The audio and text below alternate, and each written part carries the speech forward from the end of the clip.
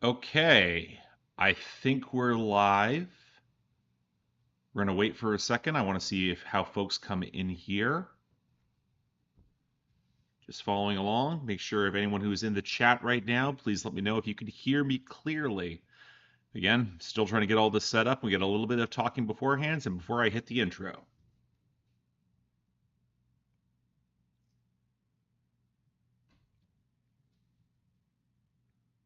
All right. Hi, I can hear things loud and clear. That is perfect.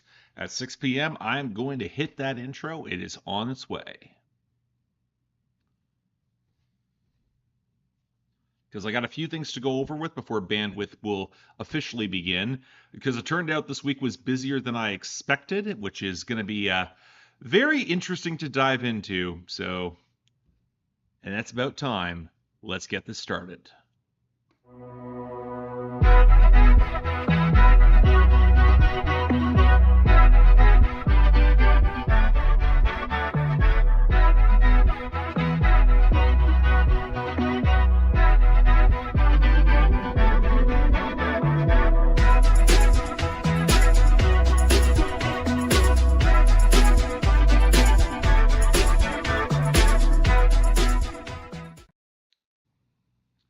All right, welcome back, folks. This is Bandwidth, being hosted and run by one Mark Grondin, the host of Spectrum Pulse. I'm glad to have you all in here this evening. We're going to wait for a few minutes as folks begin to come in, and as the stream begins to stabilize a little bit. It looks like they're turning down video settings to get for a little bit of a faster encoding. We will see how all of this turns out. It looks like it's a little laggy right now. I can't see how all of it is coming out. We are just going to take a look here. Just going to check my side settings here. Hang on. Looks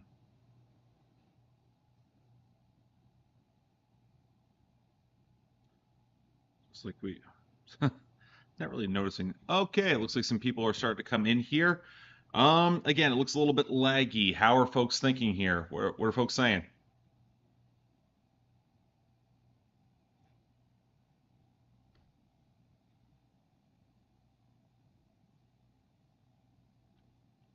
Not seeing much come up here. This might just be oh, looks like things are starting to stabilize a little bit, which is good. I think it's just that I think the intro might be a little bit too heavy on the frame rate. I might need to fine tune that so it's a little bit less of an issue going forward. But all right. For those of you who are new to this, and this is the second time I am running this, welcome to Bandwidth. I am your host, Mark Grondin, in affiliation with Spectrum Pulse. Only minor lag. All good. Fantastic. Love to see it. So, a couple things I want to start off at the top of the house, and that is what I'm looking to do with on these streams. The first thing I want to highlight is that Bandwidth is an idea that I came up with in order to best make sure that the folks who pay into the YouTube memberships get their money's worth and be able to interact with something that's a more consistent live stream and be able to go over some of the backlog that I have specifically with regards to my Bandcamp listening. And if some of you saw yesterday's episode, which is somehow still live, although battling lots of copyright nonsense, we'll get into a little bit of some of that later on. Basically, it's a chance for me to catch up on a lot of things, listen to it live with you. Maybe you might discover something. We had a whole ton of ambient jazz last time. I can guarantee going through the list of songs this time, it will not be that jazz heavy. One thing I also want to say is it's starting a little earlier this time because I do have a hard cutoff time. I'd say circa 8:30, 8:45. It's just I have something else going on in the evening that I'll have to get to. Now, a few things I also want to highlight. For those of you who are new here, and that's a distinct possibility because the Katy Perry video, this is not a Katy Perry review, has frankly outperformed all of my expectations. That video did extremely well, a little shockingly so, on pars with my best album reviews that I put out this year. I guess that it was a message that wanted to be heard at the right point in time. I'm grateful for that. But at the same time, it was also the sort of thing in which I'm a little surprised, and if folks have questions about that, please drop super chats. Again, super chats will be prioritized in terms of any sort of conversation. So we are going to have a bit of a Q&A as we go forward things, at least until bandwidth itself kicks off proper. The other thing, and this is just, it's coincidental. I checked my mail today. Got a new record that came in today. And this is one of the special ones, one that I think that a lot of y'all have not heard and probably should. The Rise and Fall of American Kitsch by Karen Jonas. This is one of the best country albums of the year, if not the best. It's highly conceptual, deeply textured. It's a phenomenal showcase of what one of the best independent country artists in the business can do. Again, putting it up again, Rise and Fall of American Kitsch. It is truly spectacular. I think this is one of the best albums of the year, especially the final stretch of this album is unparalleled. I think it, again, really, truly special. And Karen Jonas has been around. I've been reviewing her since 2014. It's really special what she has done with this album. All right, keeping an eye on the chat for a little bit. Again, super chats will be prioritized until we kick into bandwidth proper. I'm happy to answer some questions and keep things loose and fun for a little bit. Okay, let's take a look at what we have here. Read the comments on that video. Let me tell you, it's obvious when someone didn't actually listen to the video. I think that there are some people who had an expectation about what I was going to say and did not get all of that. It's very telling when someone does not watch all of it and or does not fully grasp the number of tangled threads that I was delivering, especially when they were combined with so much vitriolic anger. That was the thing about the Katy Perry video. It was delivered with a certain amount of frustration that's been percolating around my issues with pylons and Metacritic specifically for some time now. I've had this issue. Honestly, it goes back to the Ed Sheeran Equals album back in 2021. I was going to bring that up in the video, but I did cut it because I figured that would derail the conversation into terms of conversations about comparisons. In all due fairness, I don't think that was the right case. I'm happy I excluded it. But at the same time, it does frustrate me when you could spot the pylon so obviously. Would this mean that the special comment series are back? Maybe, I don't know. I feel like the Katy Perry video is kind of felt like a one-off. I don't know if I'm going to go back to it. I may not. It's going to be entirely dependent upon timing for me. It's going to be dependent upon my schedule of reviews. It looks like the year might be slowing down a bit earlier than I expected. In terms of release scheduling, it looks a little bit favorable. Fingers crossed I can get through my backlog, which gets all the more hefty with this show, which honestly, again, one thing I do want to shout out here, I was so thrilled with the response to Bandwidth last week. Even just the chat with all of you guys getting really into a style of music that a lot of this was not easy music. It's not radio-friendly content to get into. And the fact that so many of y'all were willing to engage and engage sincerely in the art was both thrilling, and it speaks to a part of the community that I feel like I have done a poor job building on this channel, which is the love of the craft, actually the appreciation of music. I feel like as critics, sometimes we get bogged down in the negative, and I'm one where the negative will absolutely come across because I am a little bit more nitpicky for as it is. But I will say that on some level, it felt really nice when folks were really getting behind it. Now, the copyright nonsense, it is what it is. It's behind the scenes stuff. I will, of course, be able to handle it. And yeah, the stream getting killed near the end of it with just one song left on my docket was a little bit alarming. But again, we'll see how long we can do this until the stream gets killed again. Fingers crossed. But again, I do have a hard cutoff time. Let's take a look at the chats. Did you hear the new Boston Manor album? I did. I did hear the new Boston Manor. I'm probably not going to review it unless someone requests it because Welcome to the Neighborhood set a real high bar for that group. Sorry. All right. I think if I had one issue with the Katy Perry, it was the zoom-ins. Okay, that's really funny to me. Because, again, I not normally do that sort of style outside of my video essays. And I try to bring into the Katy Perry video because I'm like, it would be more video essay, traditional YouTuber appropriate. But I think that's fascinating that folks didn't respond to it that well because in all due honesty, it kind of means that folks were more focused on the traditional words and presentations. They found the zoom ins distracting. You're not the first person to say that, and honestly, makes my life easier in terms of editing. I'm not going to complain at all.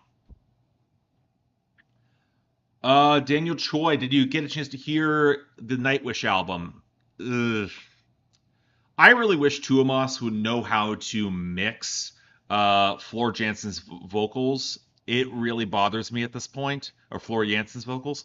The other thing I think that really bugs me there is the loss of Marco in terms of a contrasting, visceral male vocal has really hurt Nightwish. I feel like that is a band that is almost sounding like a pale facsimile of what they once were. And to be fair, I can count the fact that we probably got at least 4 seminal symphonic metal albums out of them. If I'm going with Century Child, Wishmaster, Dark Passion Play, and Imaginarum, I'm not going to complain about getting that much. Getting more out of that seems like a bit of a pipe dream. The new album, I'm not going to review it unless somebody requests it. I kind of hope nobody does, because it's... All right.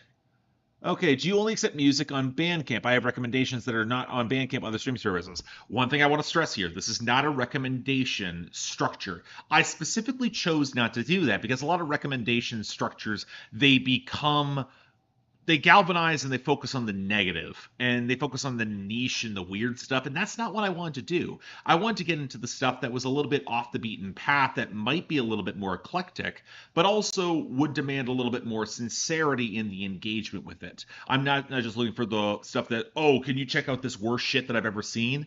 And that's not what I want to do. If you guys are looking for me to cover something that is more directly in terms of a request, my Patreon is available for that, or YouTube memberships. At the highest level, you guys get access to my schedule, similar to how Patreon operates. Have you heard of Marie Davidson? No. They are slightly overused. Okay. Let's see that. Any thoughts on Tarot? Have not heard Tarot. I have not had time. Yeah, I understand why Marco left as well. Hot take, if you have to be around Tuomas that long, and you've been around him about 20 years... I'm a little shocked that that band has lasted as long as they have. Well, again, the stuff you hear about Nightwish and then the stuff you hear behind the scenes, I get why Tarja left the group or left them far behind. Makes sense. Do you go digging through Rate Your Music weekly, yearly charts for recommendations? A little bit. I'm on Rate Your Music a decent bit. I try to actually stalk the charts to try to find out stuff I really, really like. But overall, I don't tend to find a lot that I haven't already heard. And sometimes I wind up setting the timbre for certain Rate Your Music albums. If you notice any specific country album that gets any traction on Rate Your Music, you have me to thank for that. You're welcome. Expectations for the Raptors this year. Still building. I think they need a little bit more. I haven't followed the roster motion as of recently. I still think they don't have a dominant center. We will have to see where that goes. All right, let's keep going here. Will you ever do a video essay on Taylor Swift? I mean, between the Midnights video and between the Tortured Poets Department video, I've got, I think, a solid hour's worth of content on Taylor. I don't think I need to do a video essay. Actually, include the Reputation video and the Folklore video in that as well. I think I would be just fine. When's the country album with like 3.7 under 100 reviews? I know it's your impact. Aw, thank you. I appreciate that. All right, Scotty Barnes will lead them to the promised land. Oh, I wish he would. You know what? His shot has gotten way better than it has any right to be. I like their coach in terms of developments. The team is getting younger. I loved that trade with the Knicks last year that put OG Anunoby on the Knicks and got us Emmanuel Quickley and RJ Barrett. I loved that trade. Total win-win, both sides. I'm really interested to see how that translates in the coming year, because I think for the first time in a while, the Knicks are real close to being a contender. I think if all the cards fall where they may, they can get past Boston this year. They can make the finals. And I'm not a Knicks fan by any means, but I respect game when I see it. And I want OG. I'd like OG to get a ring when in a series where he properly plays and not out for appendix issues. All right. Have you heard Linkin Park's new song, Heavy is the Crown? Not yet. If it charts, I'll probably cover it. How have you returned to Chime by Dessa? Lots. Love that album. 2010's hip-hop classic. I stand by it as my favorite rap album of the 2010s. although it is the sort of album that I recognize as so distinctly built to my style in terms of melodies and genre blending and lyrical density and politics, that you know what, I don't think there's anything that passes it. It is so special to me. Uh, okay. Celebrating birthday. Well, hi, Justice Act. Nice seeing you down there. What are your thoughts on the 2024 year end? Any surprises? You know what? It's going to be interesting. I've got some ideas on what the year end is going to look like. I think this year has been better than I expected, like in terms of albums. The albums that have stuck with me have really stuck. And I think there's albums that have grown on me a lot more than I think people would recognize. Schoolboy Q's album has grown a lot. JPEG Mafia's album. I was harsh on that album, and to the point where I would say I was cruel to that album, but it's also going to wind up as one of my favorite rap albums of the year.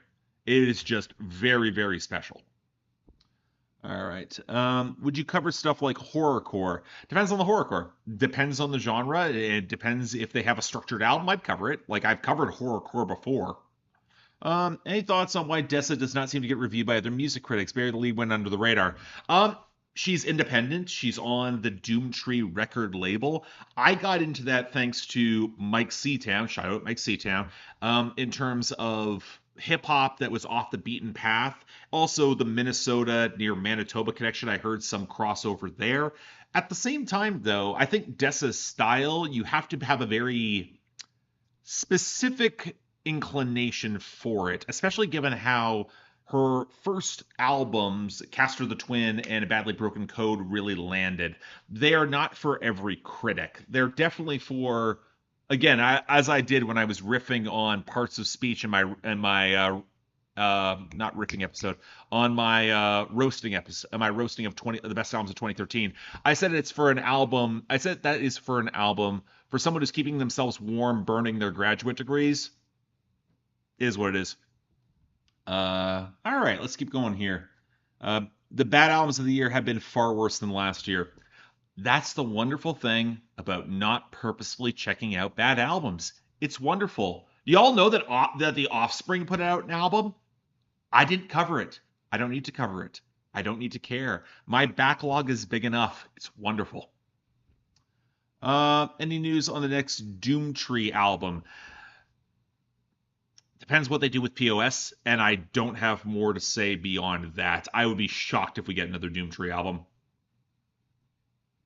No spoilers. Any surprise for the best songs list? The songs list, I'm actually completely up in the air. I don't know what's going to top that spot. It's going to be one. It's one of those years where I do not have an obvious standout. We'll see where it goes. Did the Adrian Lenker project grow on you this year? I liked it a lot, and I said that when I reviewed it, but I didn't. It's kind of faded a bit. Like Adrian Lenker has got a couple songs I really like on that project, but the project as a whole has not stuck with me. I think that's in contrast to again getting much better country. Like again, I think in terms of albums that growed more with me, Katie Pruitt's Mantras, Wade Bowen's Flyin', again, Karen Jonas. Right. Singles not too bad for me outside looking in. Don't check for bad albums. Good for clear skin. I agree. All right, Offspring Records coming on October 11th. Glad that I still don't need to care about it. It's wonderful. It's wonderful. All right, going to keep a few more minutes before we hop into bandwidth proper. Any other questions in terms of anything that anyone else wants to put forward? Again, super chats will be prioritized. And they will be prioritized throughout the stream, of course, because again, I do have a hard cutoff tonight. I've got some stuff that I need to handle later this evening. So, again, we'll see how it goes here. Might be a bit off topic. You tweeted about the new Joker movie.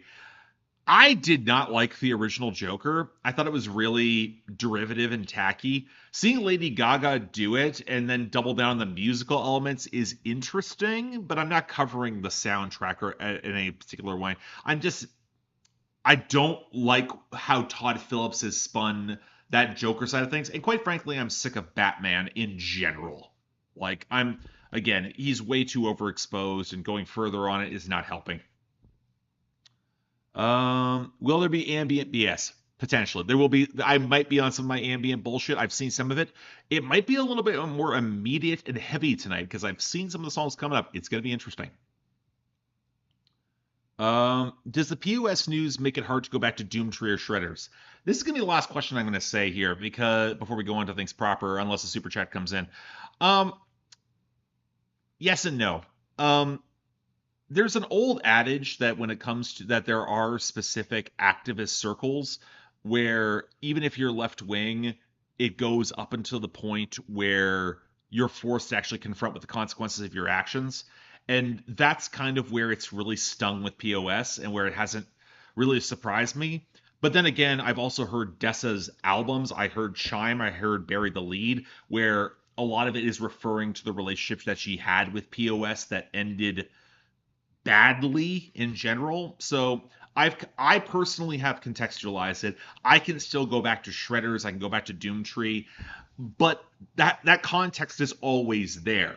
And it complicates the moralism in it. In my opinion, not in a bad way, because there's always those complicated layers in there as well. Mike McTian has some stuff that he's actually admitted as well. I don't think it's a bad thing that it's all in, that all the context is in the forefront. Obviously, it makes it tougher to engage with, but I don't precisely consider it a bad thing to have that context. I mean, I'd rather than be honest. Alrighty. Okay. All right. Here we go, folks. All right. Looking at where we're at right now, I'm going to get things started onto our series here. Let's make sure the switch goes over. There we go.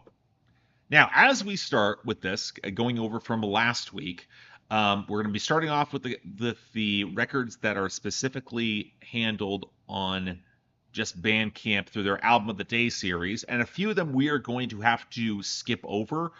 This one and two of them we're going to be skipping over because they're actually compilations that are getting circled. But let's start off here with this project from Nubia Garcia, and the song is called Odyssey. And it looks like we are starting off with some jazz here. Okay, let's get started. From Nubia Garcia, Odyssey.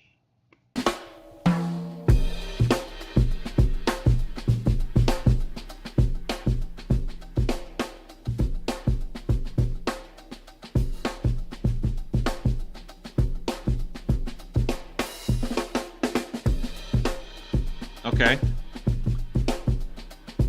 Not going to complain. The drums sound great.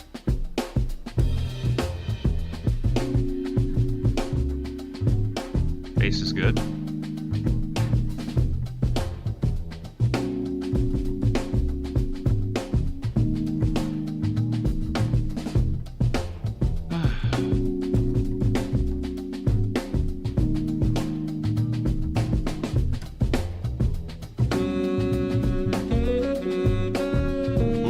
That's good. That's nice.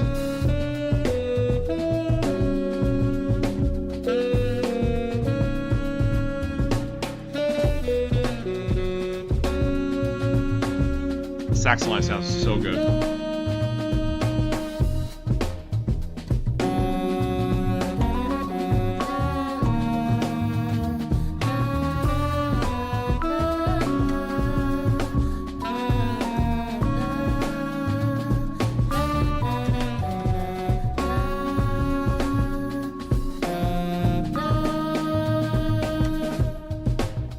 It does feel very traditionalist.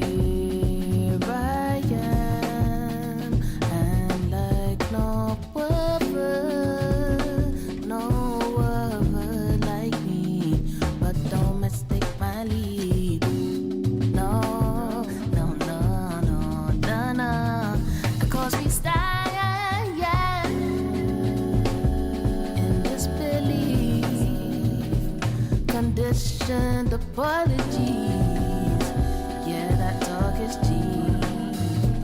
I'm sorry, I'm not sorry. Truth is what I speak, and it's true that I am feeling myself. Not surface, really deep in my cells. I can't help it, I don't need to grow. Easy more into the loop of life. Sailing sweet, it's a smoother ride. Yeah, yeah, yeah. Nothing but ecstasy.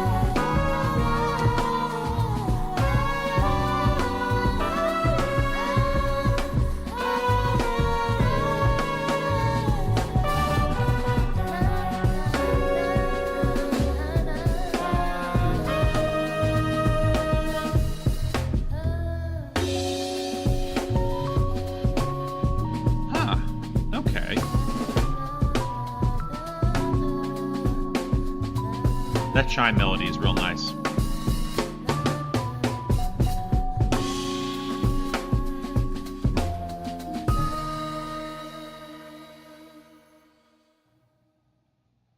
That was Odyssey by Nubia Garcia, and this is from the album. Well, the album is Odyssey. The song is called Set It Free. It features Richie. One thing I want to highlight here is that Nubia Garcia predominantly plays the saxophone on this song. You know what? It's nice. The drums sound great. The recording is really, really crisp there. Apparently, when you go into the actual description there, they talk a lot about string section. I didn't hear a lot of that in this specific mix. Honestly, a lot of folks are highlighting this as lounge. This is more R&B, especially with the vocal runs that were going on. I'm not going to say it was bad. Yeah, Xenia Rubinos is actually a good picture. Leon La Havas also springs to mind a little bit, although I think she's a little bit more up-tempo and alternative. Yeah, I think it's very tasteful. It's very likable. I wouldn't say I was wowed by it, but a very pleasant way to start. I'm certainly not going to complain about that. All right, that was good. That was quite good. I'm not going to complain. Let's move on to the next one here. We have from Mo Dottie. The album is called Opaque, and it looks pretty interesting. We got some shoegaze coming up from LA, and it's actually calling back to an old Italian communist. That's how they got their name. So we got some shoegaze coming up here. That could be very interesting. Let's go to the album, see what we got here. The song is called Pale Blue Afternoon. Let's give it a spin.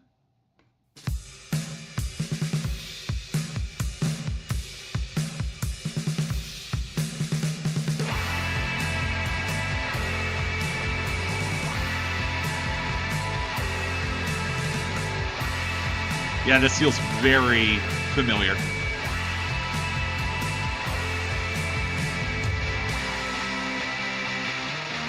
Ooh.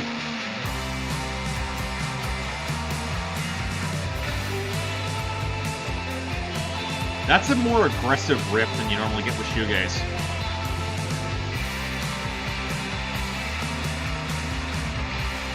That's almost grunge. Like tag grunge. Funny. There we go. Got it.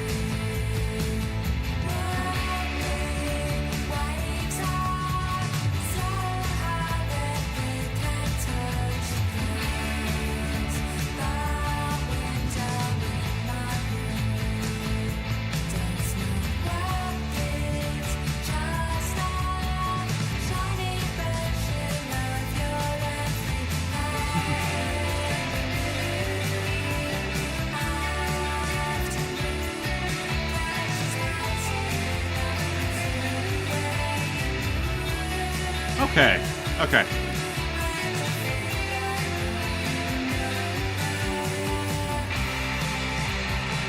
Yeah, the lead guitar is saving this. It's putting it into a heavier territory.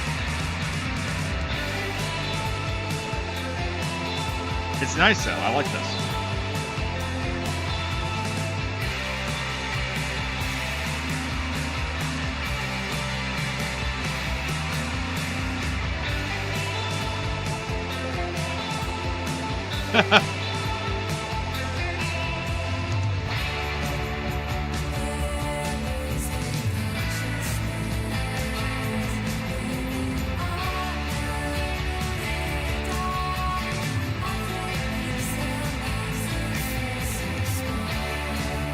I feel like the drums are not as interesting as they could be. The groove section is kind of laying this down.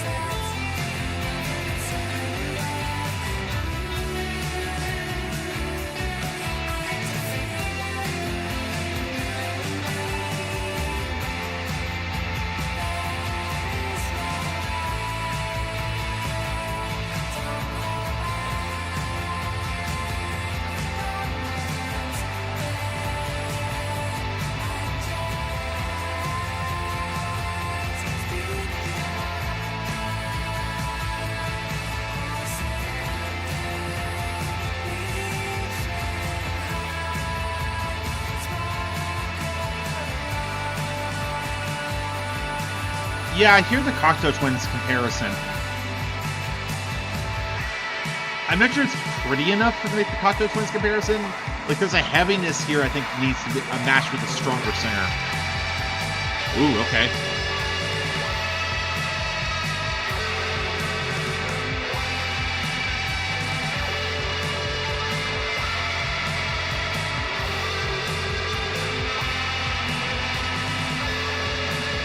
I don't know about this one. That solo feels very washed out. Get off your wah pedal.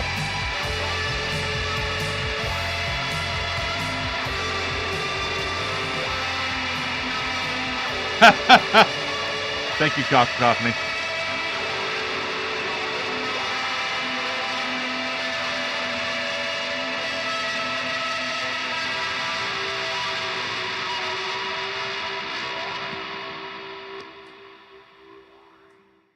That was Pale Blue Afternoon from the album Opaque by Mo Dottie. Not wowed by that one. I feel like I really wanted to be. It was one of those odd cases where I feel like that was good shoegaze. The lead guitar riff had some prominence there, and it just felt like the pieces did not fully syncopate as well as they should have. The groove was a little underwhelming. I think the vocals just didn't impress me. Maybe if the lyrics are in front of me, that would have otherwise changed. Excuse me. But I also think there's just the element of this that should have been better than it is. It just felt like, especially that solo at the end, you had an opportunity just to really cut loose, especially with that specific guitar tone, and it didn't happen. And I feel like that's a misstep. It's not bad. Like, again, if you like shoegaze, go for it. But I feel like I should have liked that a lot more than I did. All right. Next up here, so we go into, this is actually an album from 1972 from the Black Artist Group. Again, when it comes to compilations, we want to keep the stuff that is more current, stuff that is actually out right now. That's also the reason why we're going to be speaking this Nusrat Fateh Ali Khan and Party. That album is actually from the 90s. I did a little bit of investigation ahead of time. Didn't actually listen to the song. Also, the song's like 10 minutes long, and we're running short on time, so let's get to the next one here. Okay, so this is from Maman Sani and Tropical Camel Nijerusalem. Nijerusalem? Okay, so this is African music, a veteran from the Jerusalem hip-hop scene. So they're calling it Desert Blues. I'm seeing comparisons to Mdu Mokhtar, and also comparisons with Ryuichi Sakamoto and Yellow Magic Orchestra. This is going to be interesting. I don't know what to expect with this, but okay. Nijerusalem. The album is Nijerusalem by Maman Sani and Tropical Camel. Let's give this a listen. The song's called Nomadic.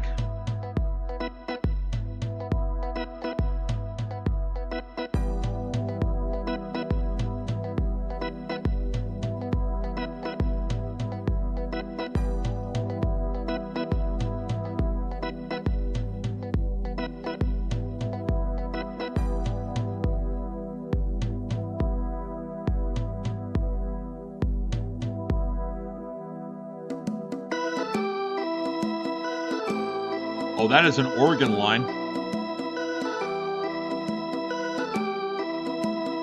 Interesting comparison with that percussion, with that organ line.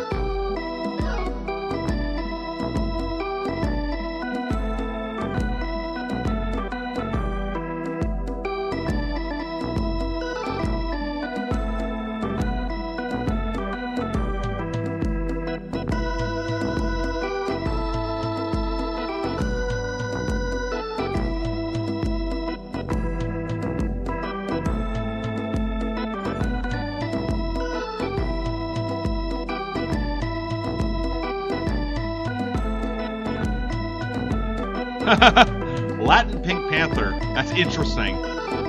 Except this is very much like African, Middle Eastern Pink Panther.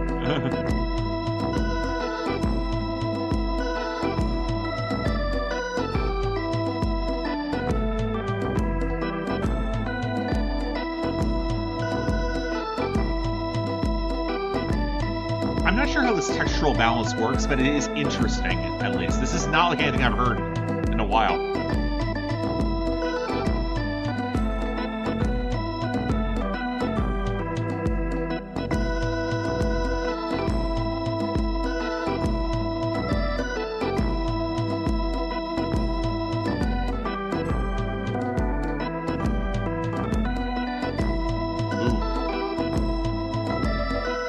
that's a, I'm not gonna say it's a mistake, but it's like, that may have been a misplay.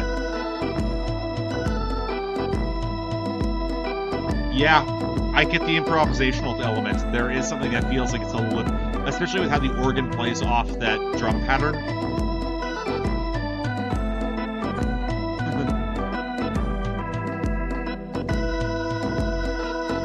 I'm not saying it's bad, but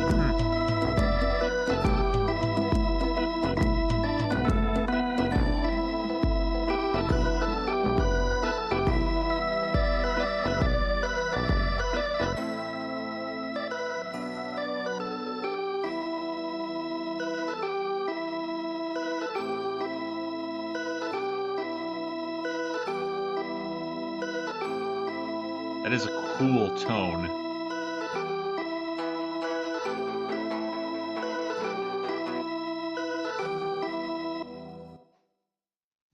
Okay, that was Nomadic by Maman Sani and Tropical Camel from the album Ni Jerusalem. Again, this is, Maman Sani is from Niger. Interesting tone. I actually thought that was really cool. I liked the blend of that organ timbre against that style of percussion. Again, I'm not super familiar with that style of African music. I wanted to cover, let's say, the Ndu Mokhtar because I finally started getting into them this year. The lyrics just weren't up. Bad timing, it happens. But at the same time, this is more deliberate. I agree with the conversation that it might be almost be improvisational, especially given that the organ line and the percussion that kind of had a little bit of tension there. There were points where I'm like, oh, it almost felt a little off. Wasn't quite sure how it all turned out. The other thing I will say is that it felt very stripped down. I felt like there was if it had one really solid crescendo or explosive moment where the percussion maybe added a cymbal or added a little bit more to it, I think it really could have gone over the top. I just don't think this got there. A cool experiment, I just don't think it went further. Okay, definitely funny. All right, daydreaming music, absolutely. Yeah, it's weird, but it's again, I like the timbres of it all. So that candles our Bandcamp daily selections. Now let's get into the meat of things. All right, we're going to the new and notable stuff, and again, we got a lot of stuff to work through here. I'm just making sure we got everything here. We got some experimental pop coming up here, and this is a song. We're going to pull this up in a second here. New and notable. This is from Dustin Wong and Gregory Ehrman, I believe. Let me pull up. Is this on my list? This is going to be very annoying if it's not on my list of stuff to do. Yep, this is. Okay, so we're talking about some experimental pop. The album is called Water Map. Let's see what we got.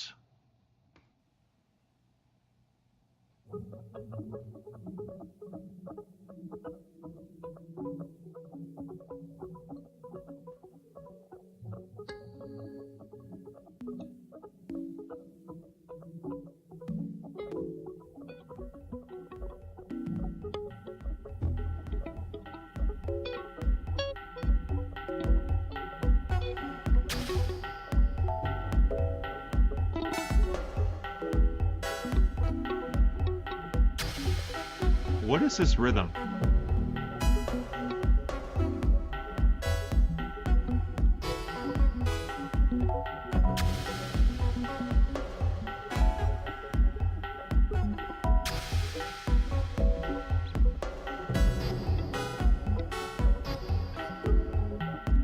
I don't know about this one.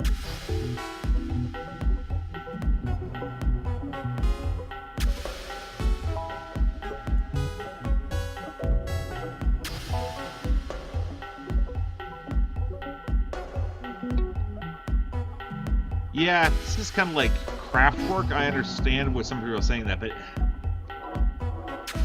it feels too off-kilter to be Kraftwerk. Like, that experimental guitar element is definitely playing into this a bit. There's also fizzy and farting in lots of interesting ways. Stilted is appropriate. I would agree with that.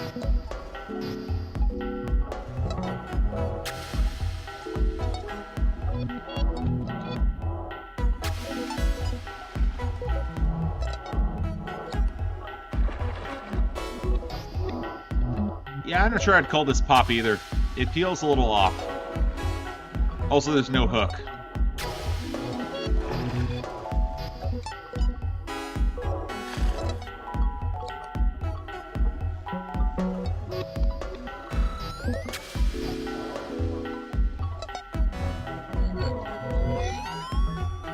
Oh, this is quirky. This is quirky.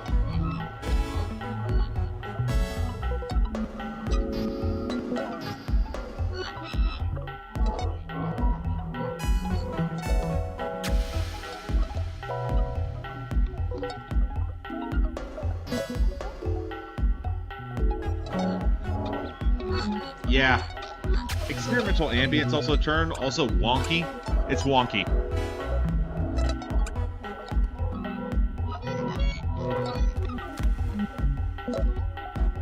Oh, groove just changed.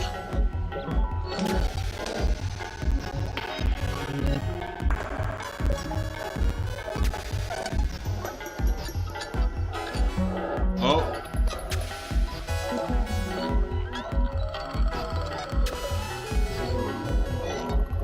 Yeah, I can't. I don't know about this one, guys.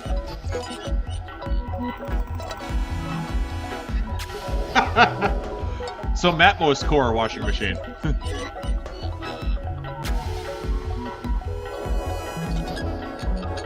Okay, I don't know about this one, guys.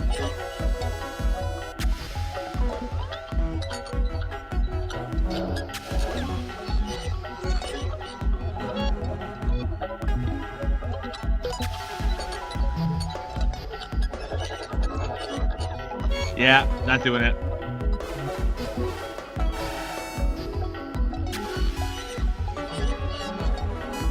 Don't worry, I'm not enjoying this. I'm very grateful that nobody seems to be enjoying this.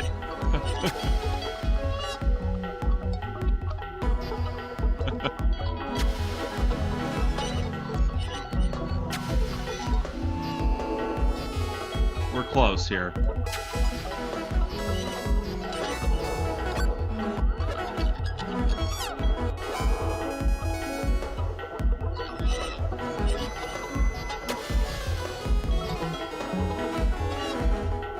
Okay, this can...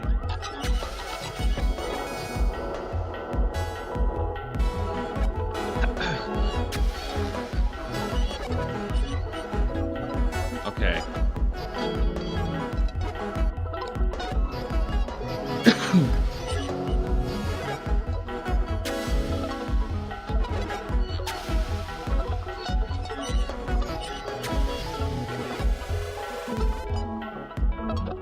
Okay, we might be slowing down. We might have to, this might be over soon.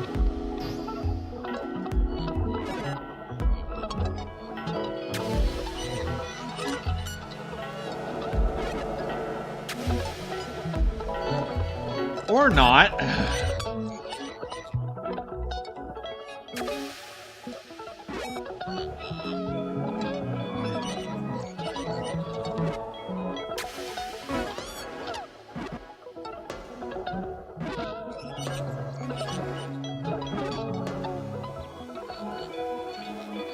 Okay, stop.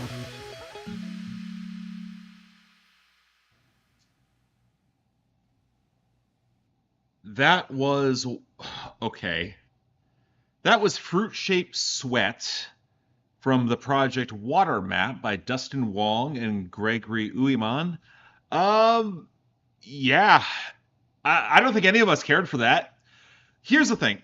I want to be a little charitable to that because I think there's interesting things going on. I think the percussion kind of had like a roiling, bleeping elements that I think before the change-up kind of had a bit of a shambling groove to it. Again, I saw Washing Machine Core, but I also like Matmos wouldn't be far removed from this. There's electronic wonky elements in that subgenre that could make sense with that. Then the groove changed, and I'm not going to lie, without any stabilization point, going on for nearly 6 minutes, it did not impress me there. Like, it had flourishes, but here's the thing. Rare Thor, I think there is that techno track was trying to do things interesting. It felt like a sampler. This felt like a fully composed piece. Like everything fit together in this amorphous blob-like form, but at the same time, like I just don't want to listen to blob-like music. Like I wanted a little bit more structure to that, and that did not have it. Not gonna. It's for somebody. It's just not me, and it appears like most of my audience. Okay, you got somebody sticking up for it. You know what? If you like it, good for you. It was not for me. Props.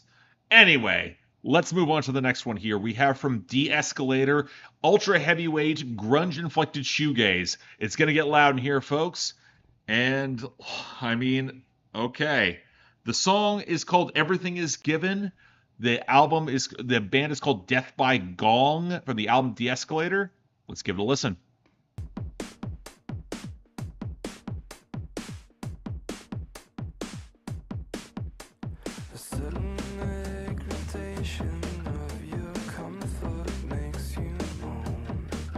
This is not shoegaze. What's going on?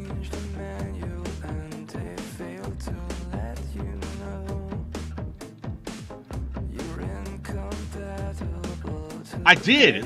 They said shoegaze, not me.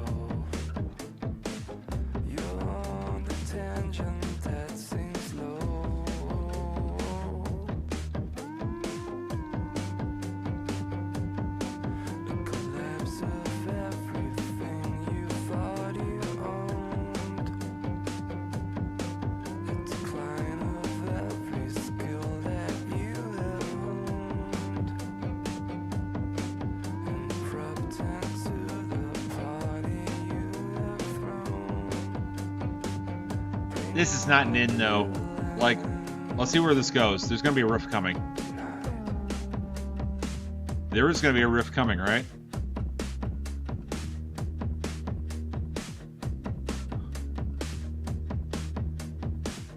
See if there's lyrics. Nope.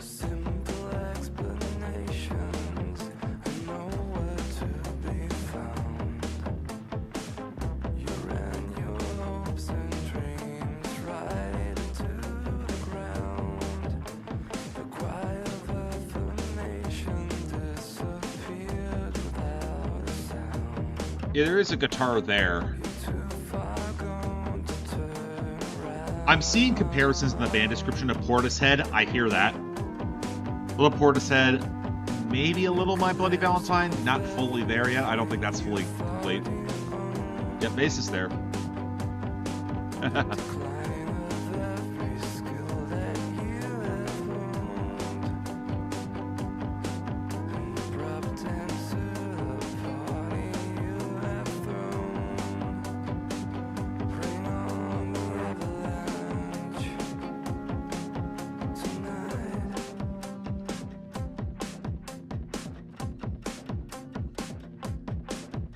I wish this groove felt a little bit more sinuous. It's very blocky, in my point of view. There we go!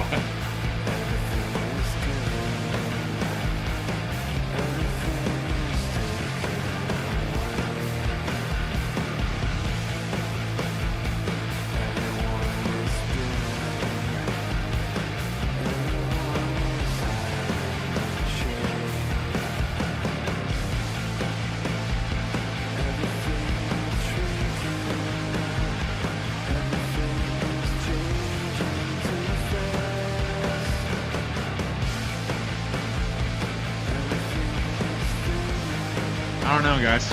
I don't know.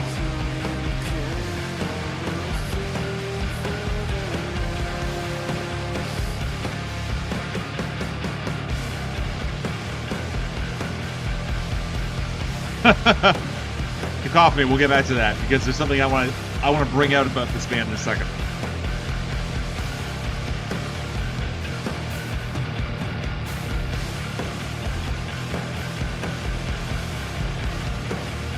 I hear a bit of the Julie comparison. We'll also come back to that as well.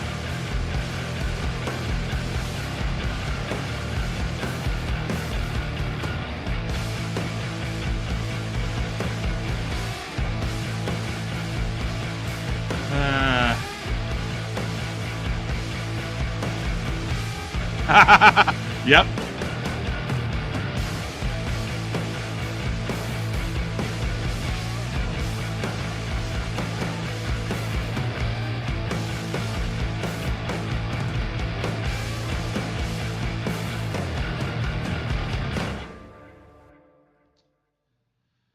All right, folks. That was Everything Is Given from Death by Gong from the album De-Escalator. I gotta be honest, that didn't work for me. I tried to be a little bit more positive on that, but that was not impressive. Um, the groove, it felt like it was taking a long time to get going. The groove felt very blocky and stodgy. The vocalist I did not think was impressive at all. And then when the riffs came in, I was excited, but then you realize the riffs have no texture to them. Like, I felt like the guitars were there, but there's no weight to them. I felt like the bass got way underpowered until the very end. I feel like the live drums that came in, but they didn't do much. It felt like the transition was needed, but it was trying to compensate for the rest of the fact the rest of the song wasn't all that. Like, again, it should have been heavier. It should have been a much stronger song than it is. It's not bad, but again, like, when you recognize that this band contains folks from like Radair and from formerly from the Ocean and from like again, it's not surprising the sounds that this band is producing, but it's also not sounds I'm going to seek out one way or the other. And I see people doing the Trent Reznor. No, like, Trent has I wouldn't even put the vocalist in the same category as Trent. Trent was way more expressive, and that was not it. Again, yeah, the rest of the track wasn't even that heavy at all. I agree. Again, pieces that could work, it just didn't click all the way through. It happens. Okay. All right, let's keep moving here. Next up, let's make sure this is one I'm not skipping. Yeah, that's a compilation. So we're going up to Glacial Tomb next. Okay, who wants some sludgy progressive death metal that's going to go for about 4 minutes? I certainly am up for it. The song is called Stygian Abattoir from the album Lightless Expanse. This is Glacial Tomb. Let's hit it.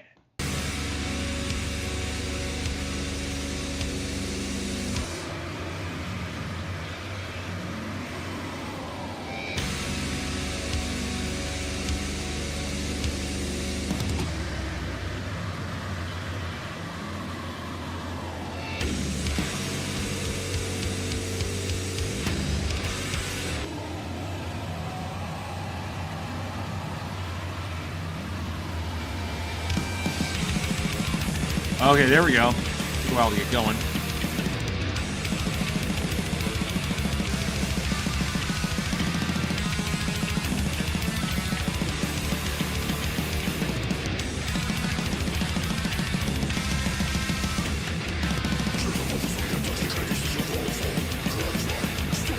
Okay.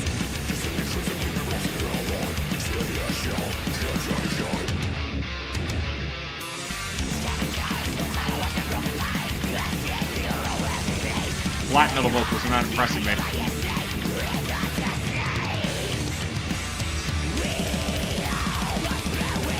Yeah, drum mixing's not all that. I don't care for the drum mixing.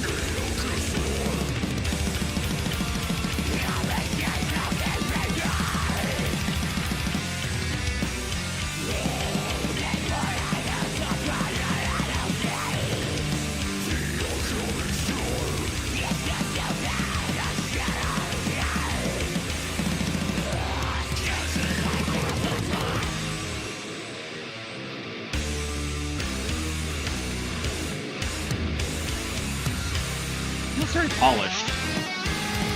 There's the guitar solo.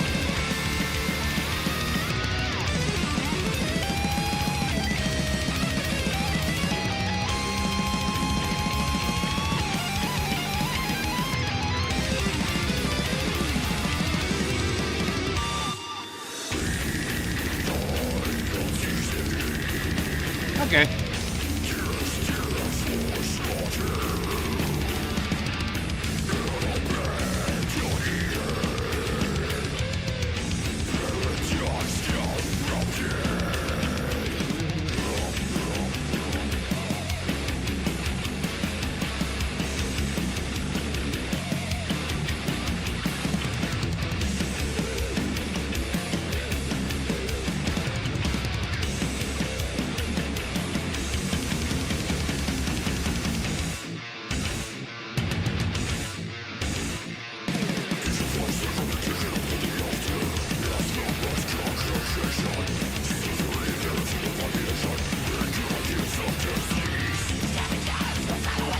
Yeah, I would agree. It is kind of eh.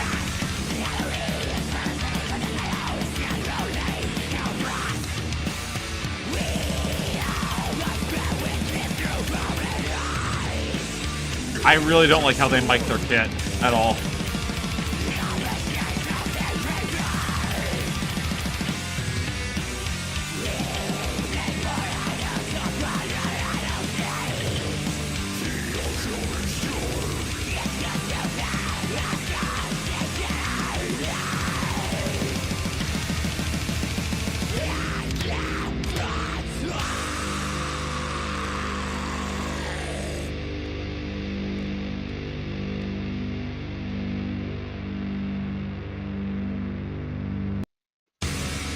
Okay, that was Stygian Abattoir from Glacial Tomb from the album Lightless Expanse. Okay. So, this is speaking as the person who has a reputation not being the biggest into death metal. This is kind of why, because I feel like it's the weird case of death metal that feels a little overproduced. I really hate how they mic those drums because the drums don't have that roiling, like deeper gutter impact that I like in my death metal. Felt very clean in terms of the kit. The transitions were nice. The solo was cool. I had the black metal vocals were really weak.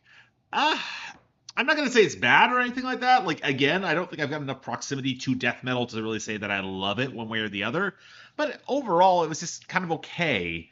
If you like death metal, maybe that's your thing. But at least for me, yeah, I don't know. Like, again, someone who knows Glacial Tomb a little bit better could speak on this. I would be appreciated, but that did not wow me per se. But all right, we're gonna have a brief little snippet after this because we have an 8-minute song coming up, and this specifically from Spring Silver, blend of emo, shoegaze, math rock, indie from a DC band. Oh boy, I feel like I know what this is gonna sound like. But okay, 8-minute song here, folks. If this is your thing, strap in, because this is called Gold Star from Spring Silver. Let's give it a listen. I'm also seeing heartfelt lyricism, and I have the lyrics behind on the side here. Let's see where we go.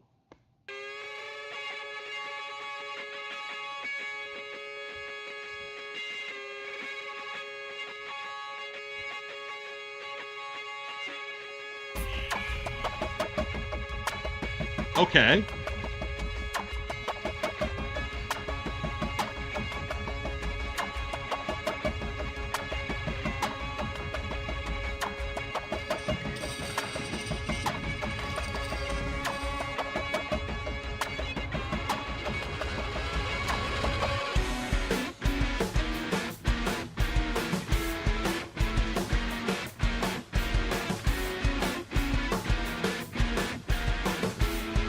The guitar tone isn't bad, but I'm not sure how I'm feeling here. That is a shift, yeah.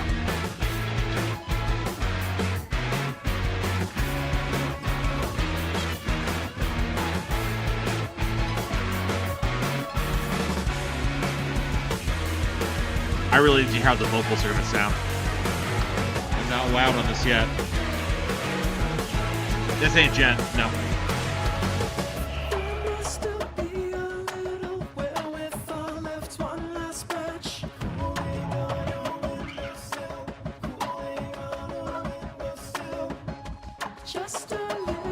Really watery percussion there.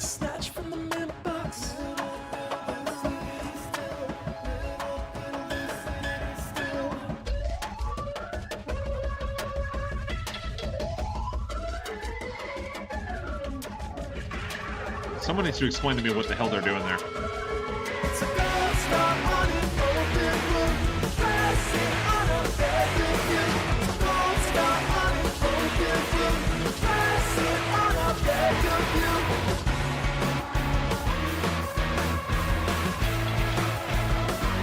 Yeah, the vocals are kind of weak.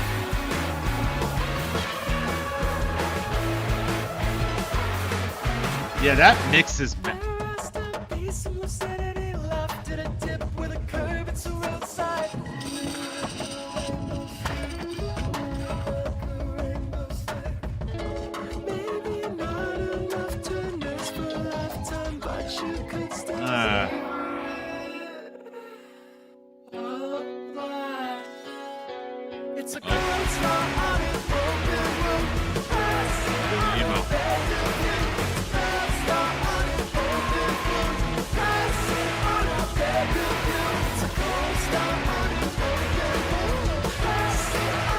Stand Up Kids is the wrong comparison, but I get what it's trying to do in the contrast here.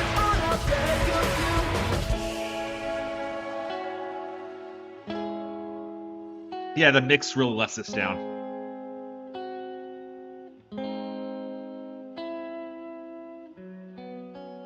Yeah, the punch-ins are kind of obvious. And yeah, Kyle, you're right. It is off-key. There's a craven utility in this country.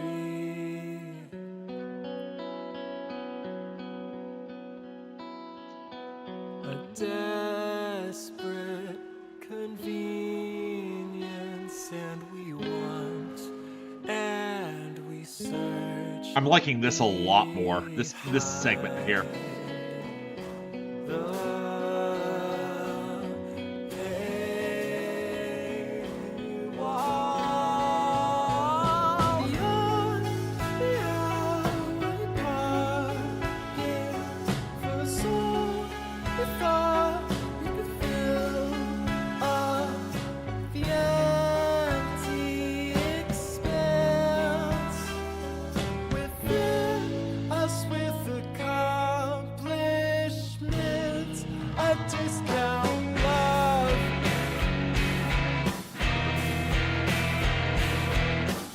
I don't know, folks. I'm trying. I'm trying with this one.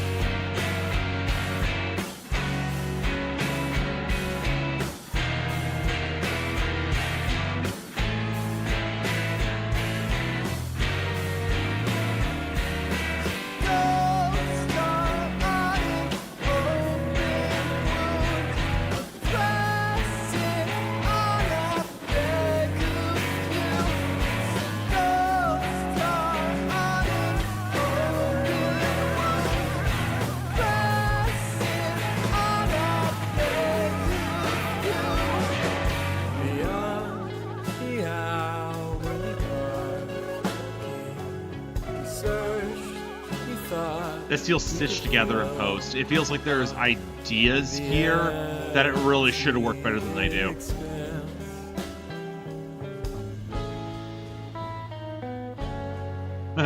Yeah.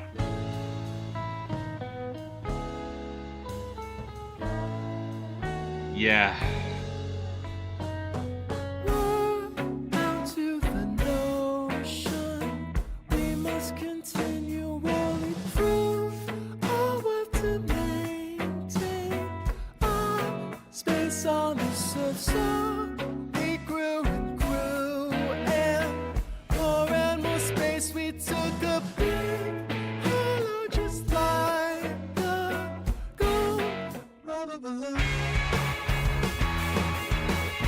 The transitions here suck. I'm just gonna say it now. Like, there's a lot of ideas. Nobody's telling them no. I agree with you, Cod. Like, this is a mess, and the production's not helping either.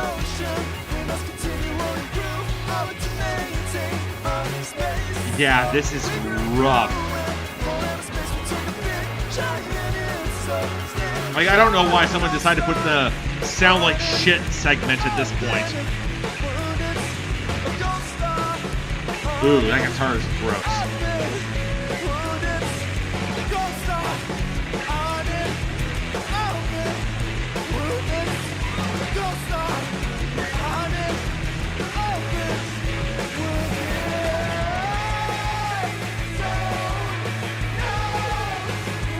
Oh no. Oh no. Oh.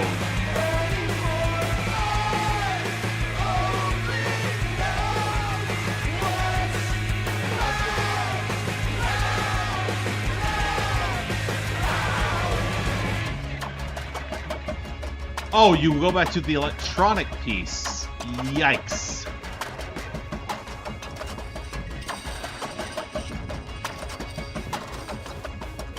Oh, that was not what you should have done. Yeah, I'm about done with that. Sorry, y'all. I didn't realize that turning it was going to cut that off, but I was about done with that song. That wasn't good at all. To get those who care about what that song was and who was into it, that was Gold Star from Spring Silver. Don't you think it's strange? I immediately figured out what that was by the very end. That's a band that's really trying to be foxing. In terms of trying to have those transitions, the electronic elements syncopated in, that style of singer who's got that willowy, cracking vocal. Yeah, that's someone who's trying to be foxing and not pulling it off. The transitions are rough as hell. I get some of the math rock elements. There will be a little bit of Dance Gavin Dance there as well. Honestly, like, what bugged me so much was the production at the final third. That was just bad. That was bad. It sounded like shit. It sounded like it was getting pressed through a totally god-awful filter. I don't know what the hell happened there, but that was rough. That was really rough, folks. I'm sorry. But yeah, I guess that's a sign of not, like, I heard things about Spring Silver in the scene, especially in certain subsections of emo, but no, I'm sorry. I'm not doing that again. Am I being a dick when I'm saying they're trying to pretend to be prog? No, they're trying to be math rock, and they were being mathy, but not very good at it. That's a little bit of an issue there. To better Game Boy Advance static, bad first impression. Yeah, you know what? I feel bad because that's a band where I can tell that having a better budget or a producer that would tell them no would have helped them. But they weren't getting that, which is a little bit annoying. All right. Well, thank you all for sticking around for that. I don't know. I am not looking at the view counts for this at all. So I'm going to generally breathe. Oh, Spring Silver is just one dude. Cacophony. Oh, I can tell. Yeah, that's one dude. That is a one dude band. Yeah, I believe that. Let's go to something different. All right, we've got something from a group called Rubber O. The album is called Soil. The song is called The Well. It's supposed to be some like stomping psych rock. Let's hear it.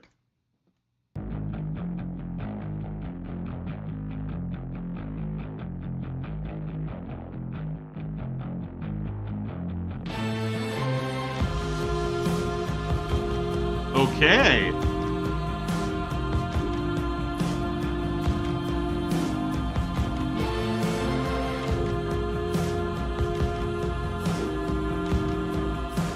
Well, that's cool. That is cool.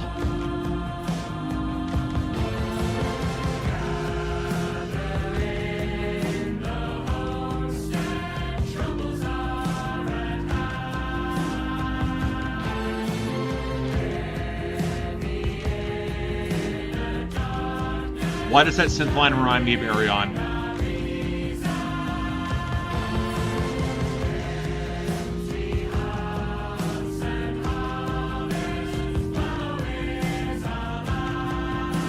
Richard Doss is also a good comparison there. I hear that. Especially with how the vocals are mastered in that case. I hear it, yeah.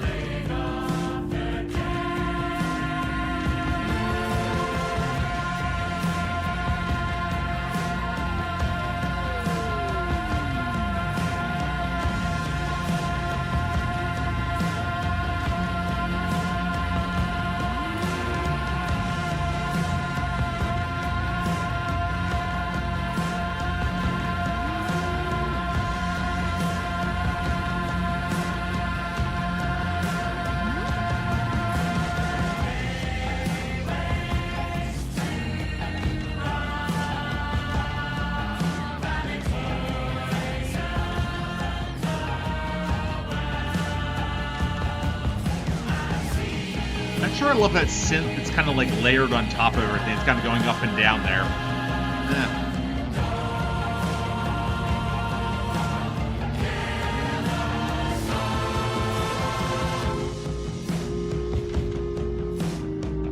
That groove is killer, though.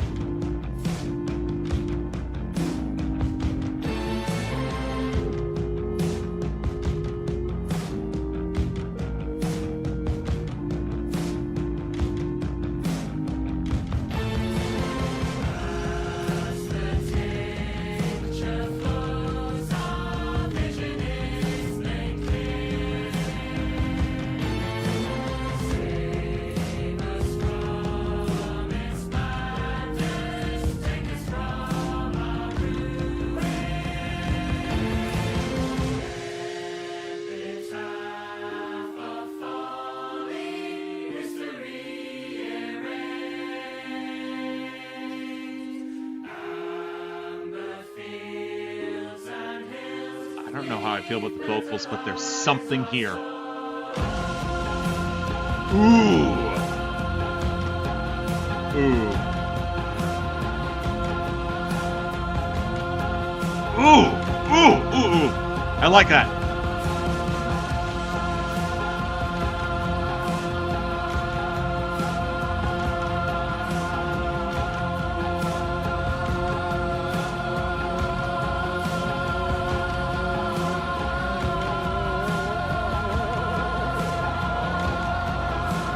Oh, there we go.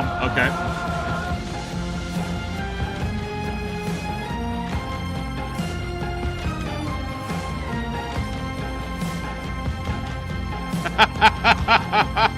Yeah.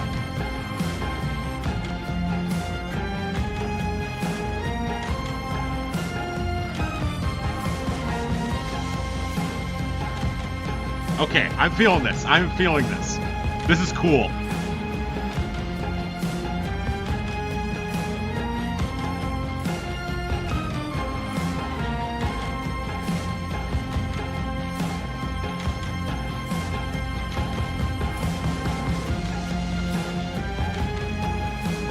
That groove is carrying a lot of weight, but honestly, it is a good enough groove to do this.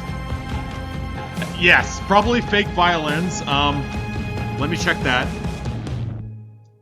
Yeah, definitely felt like fake violins, but okay. That was The Well from the band Rubber O from the album Soil. You know what that reminded me of? Because I saw comparisons to like Richard Dawson and the album Circle. You know what this struck me of? It reminds me of a very specific era of proto-prog. I want to say 68, 69, like a very early Deep Purple as well, when you had those like piled on vocals that kind of sound a little bit like a cult singing, not especially strong or driving in the mix, but that riff is so filthy that quite frankly, it carried the entire song. It had me a little concerned, honestly, because I'm not sure it evolved a ton, but it was also got to the point where it didn't need to. That was very interesting. Yeah, 68, 69. That's kind of the vibe. Like, I know the early Deep Purple albums that would have been on in that recording session making this album. Yeah, I liked that. That was cool. I don't know how a full album of that would go, because I get the feeling it feels a bit gimmicky in terms of the structure. It kind of had one structure and kind of stuck with it the entire time. But it was promising. That was cool. I'm going to say that is cool. I will endorse that. I will endorse that as being cool. All right. Next up, we have from Alana Wilkinson from the album Halftime Oranges. We got some Australian music coming up. Australian folk pop. All right, let's take a look what this is. The song is called Ultraviolet. Let's give it a listen.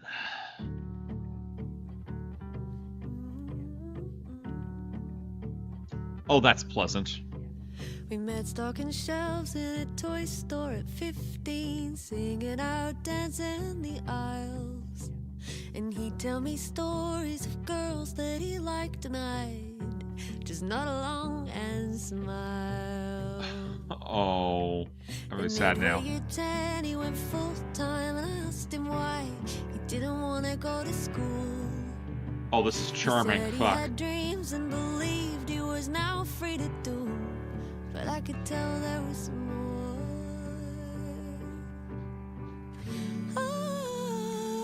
Got the feeling you were hiding yourself away. Juno is interesting because this is so mid-2000s indie folk pop tinged. Especially how jaunty it is. And all your ultraviolet goes to waste if you cover it up in Yeah, someone's listening to Feist a lot. A little bit of Sarah Bareilles here as well. Oh, yeah. Oh, this is just charming.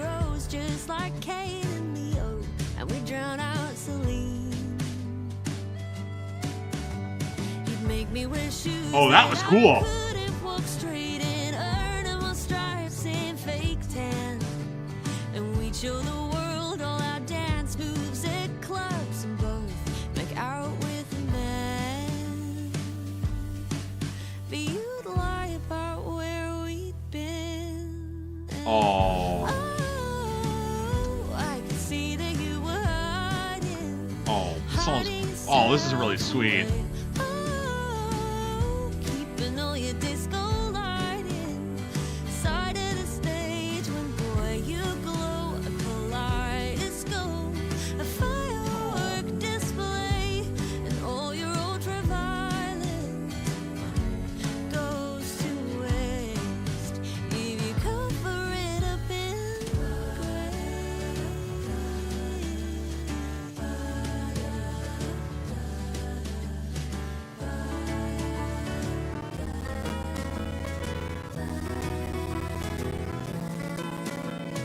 One night we sat out the front of my house. He buried his face in his hands. He had to come clean, and he said that if I didn't want to be friends, he'd understand. He said he left school 'cause the guys in his class made his life live in hell every day.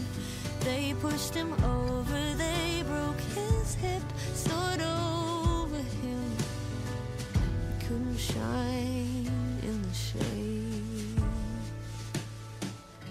Oh, now I see how you're surviving by hiding yourself away. Baby, all your disco lighting should be center stage, 'cause boy, you glow. A kaleidoscope, a firework display, so let your ultraviolet Oh my gosh. radiate. Let all your ultraviolet take up the space in your own damn neon way.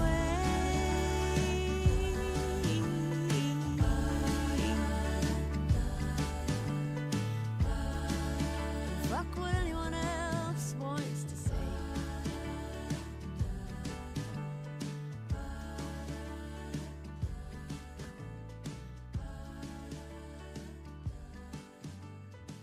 Okay, y'all, that was Ultraviolet by Elena Wilkinson from the album Halftime Oranges. That was great. Like, that was the sort of very literate folk pop that I genuinely like. It is so tinged to a very specific nostalgia window. If this came out in 2006, it would have been excellent. Except the other thing I want to highlight here is that would never have come out in 2006, because the queer subtext in that song very much about this person who like is trying to come out and is basically finds a friend in a fellow store clerk. It is just so lived in the details. And the moment where he breaks down, he's like, yeah, this is what, like, I've been like bullied about this for so long, and now I'm at the point where I'm trying to come out. Like, that is just like, that was excellent. Like, I really wish that this more composed style of like soft rock adult alternative would make a bit of a comeback, especially from Gen Z or Gen Alpha, because it's in a nostalgia window somewhere. And like, it was very well written, it was very well put together, especially with this sort of context. Like, that's the sort of thing that could play well to this audience. You know what it reminded me of? M. Bayhold, Numb Little Bug. Like, it has that sort of timbre to it, and that's a compliment, because I really wish more had happened with her career, at least a little bit more like substance going forward. That was excellent. Yeah, great stuff. Absolutely no complaints. Immediate, easy recommendation. And also all the lyrics are available too. That's just nice. That is so nice when Bandcamp does that. All right, let's keep moving here. Okay, we got someone from Super Drag, and we got some tumbling indie rock. Apparently, it's being described as a scorcher from Bandcamp here. The song is called Indifferent Stars. Let's see what we got here. The album is called Jinx. The song is called Indifferent Stars by John Davis. Let's take a listen.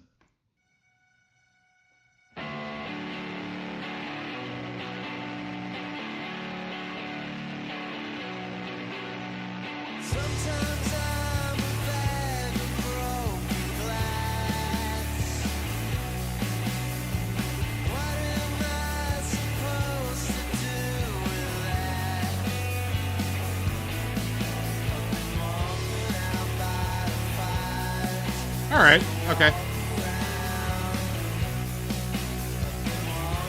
out by the wire, just talking loud. I don't wanna know about the future. I'm treading water here in the now. I feel like if the vocals were a little stronger here, this would hit a lot harder.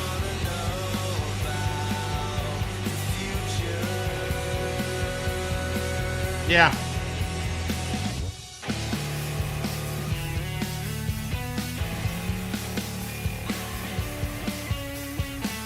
Like, it's good. It's good enough. And I don't want to say it's good enough because, like, again, the guitar tone is really nice, but, like, everything else is kind of stock.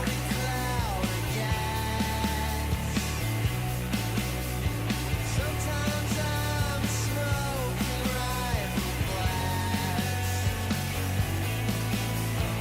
Walking out by the fires, just to walk around. Walking out by the wire, just to talking loud. I don't wanna know about the future. I'm treading water here in the now. I don't wanna know about the future. Ah.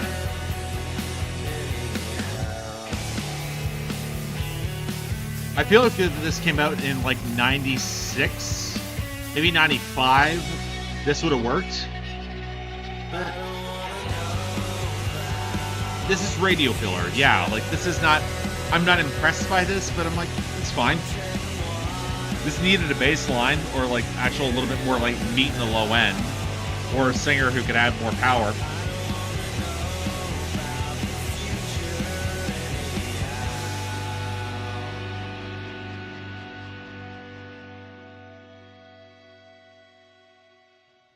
Okay, y'all, that was Indifferent Stars from the album Jinx by John Davis. That was very fine. Like, again, it was fine. That sort of like alternative rock would have been a thing in like the mid '90s. Like, get a little bit of crossover appeal on like alternative radio. But even then, I feel like you needed a stronger hook. Like, I feel like the guitar lead was fine, but I wasn't wowed by it. Again, it drives me nuts that a lot of music defaults to fine. At one point I tried to make my Katy Perry video was very much of like, I don't believe in the whole, like, the worst music is not bad, but the absence of good.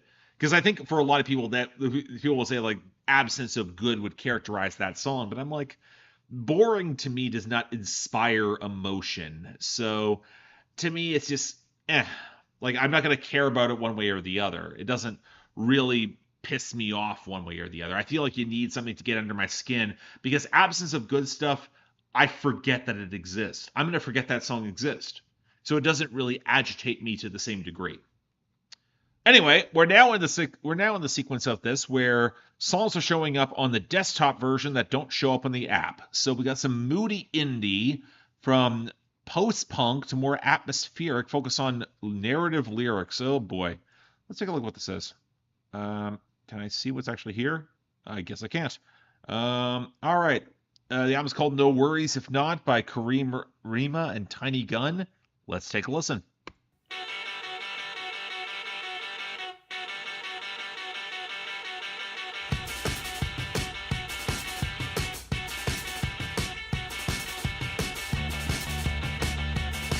All right, got some more going on here. I'm not feeling like myself. There's something lurking in the sheets. It feels like this is not post-punk that I would hate, though. Like, there's more jitter to it. It's more television. It's more like Gang of Four.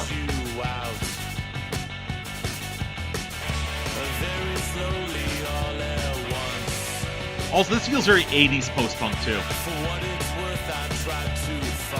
Especially with that guitar tone.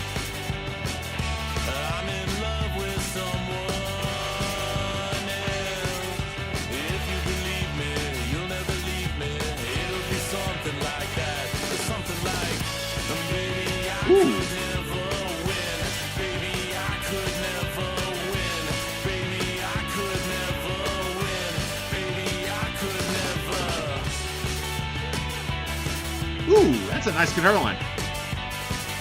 Yep, CBGB's, absolutely. Tell me something I don't know. I've seen it time and time again. Their drummer is excellent. Like, their rhythm section is really good. The track is called Baby I Could Never Win. Yeah.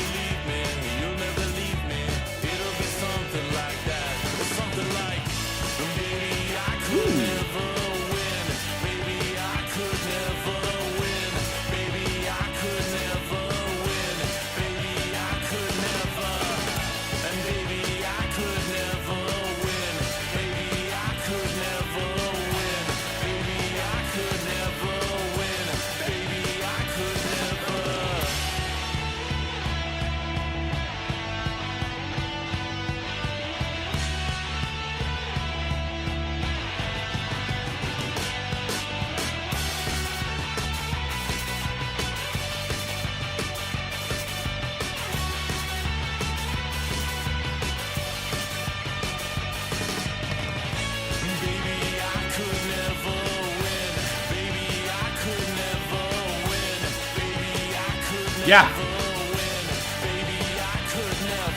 Yeah, there's momentum to this. I like this a lot. Okay.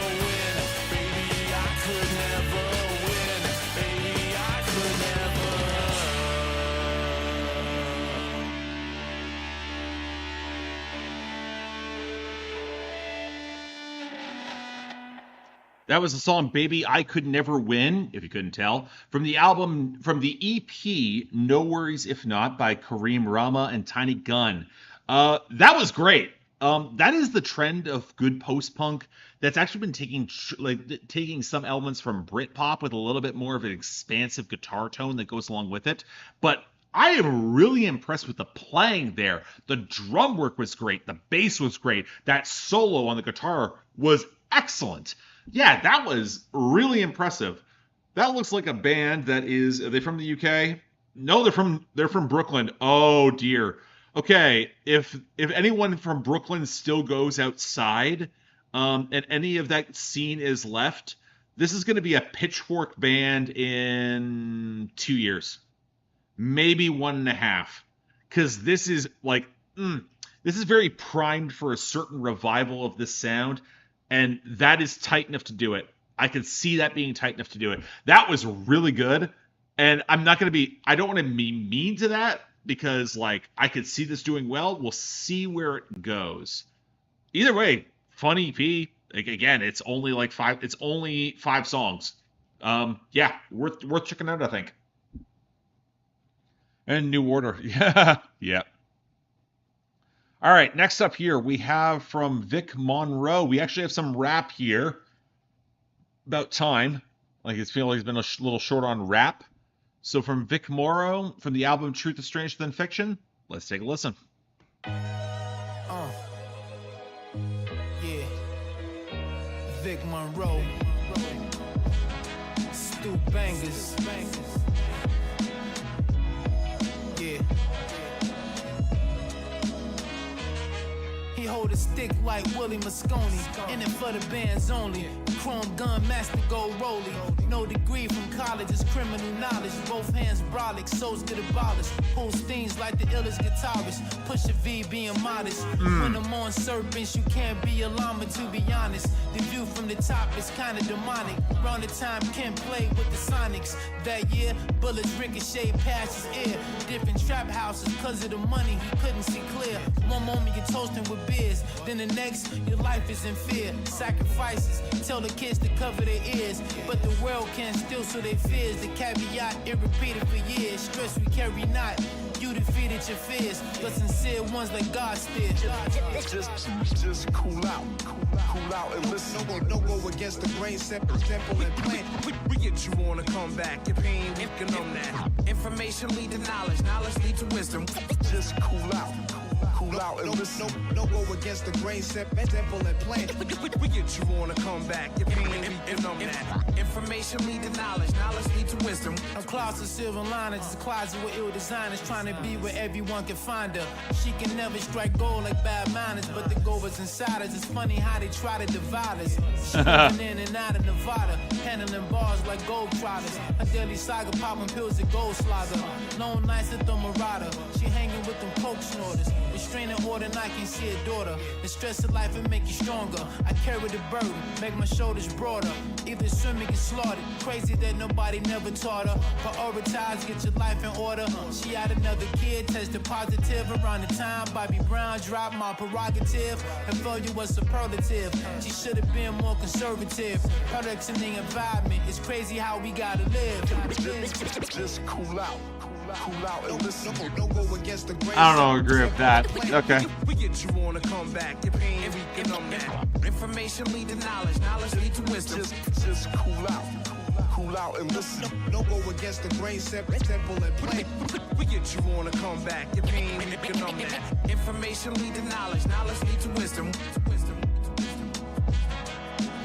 We're only getting 2 verses here. I can imagine this is going to be over soon.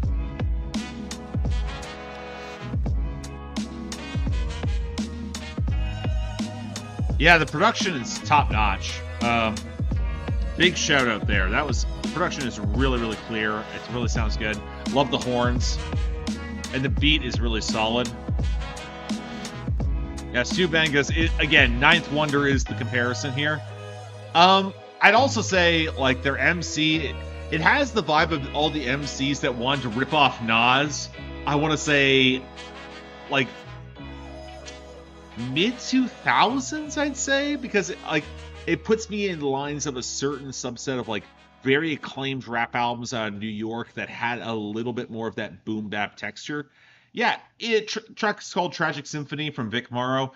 I think it's Vic Monroe. It's pretty solid. I feel like the storytelling could have used a little bit more. I feel like I was engrossed into it until I wasn't. Because it felt very traditionalist in a lot of its structure, and I feel like if you're going to do traditional boom bap, you should do a little bit more with it in terms of the actual writing. I feel like, again, the choppy samples and the juxtaposition, the horns sounded great. I feel like it's missing that extra gear to put it over the top. Not bad by any means, but it's just, yeah. Again, Tragic Symphony is effective, but again, I feel like there's a certain tragedy that it should be a little better. That's all I'm going to say. All right, we are making decent time here. I'm actually pretty happy with how we're going. All right, so we got some Cosmic Folk coming up next. That's going to be fun. From Julie Beth Napolin, from the album Only the Void Stands Between Us. We got a long one here, folks. It's the title track. Let's give it a listen.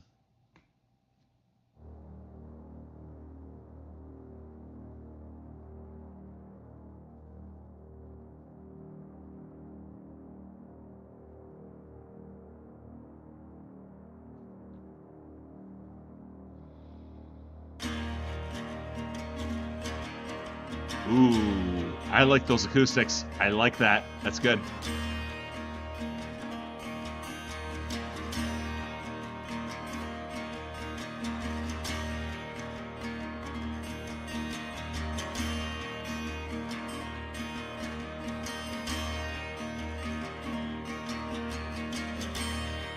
That little embellishment on the second measure is nice.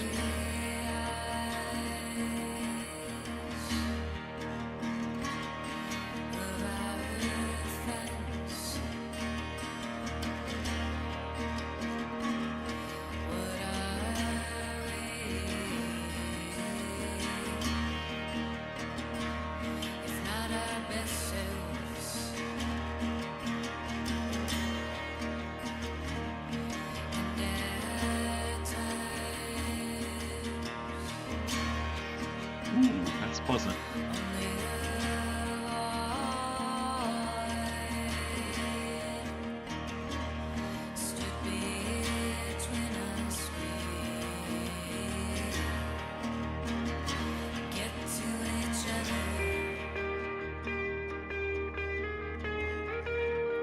Ooh, that is a nice electric guitar line.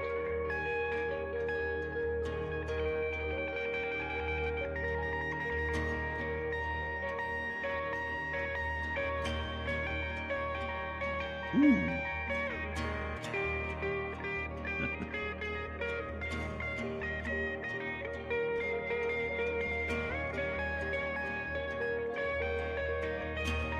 You know what? I hear the explosions in the sky, but the element here that I like is just that acoustic guitar. It sounds so good. And that's a very clean electric riff where they're just noodling over there.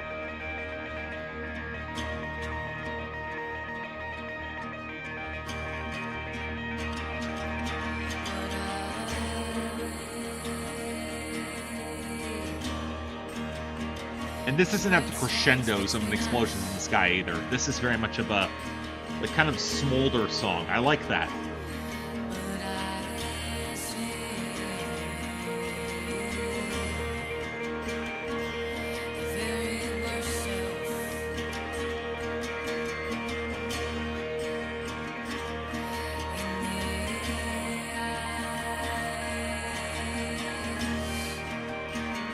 Yeah, I understand. Makes sense.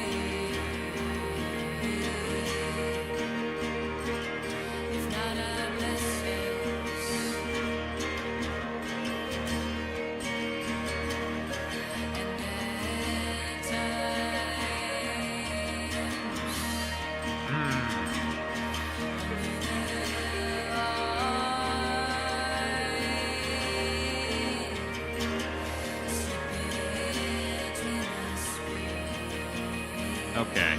Yeah, I feel this.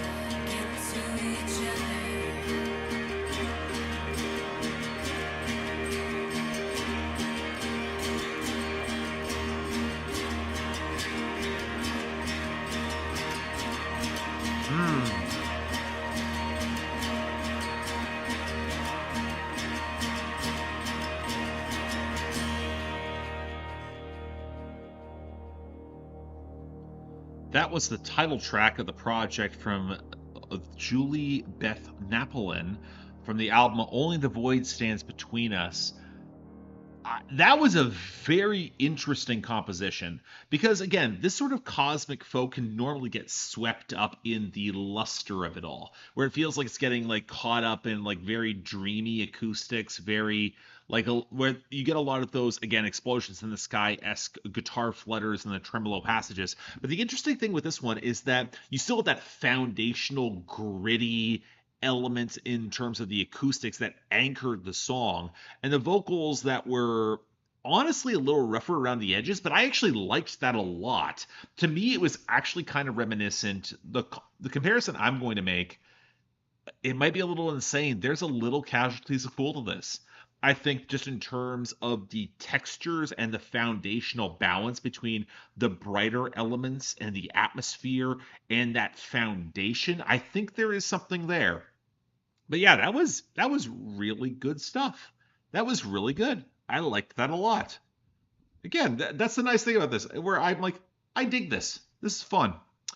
Okay, we now have, oh boy, just warning in advance here. We have from the Paradise Bangkok Molam International Band, the album called Arealam, and the song is called Zurang Ma. I apologize in advance for any pronunciation that I inevitably fucked up. Let's get on to this. Could be interesting. Let's see where it goes.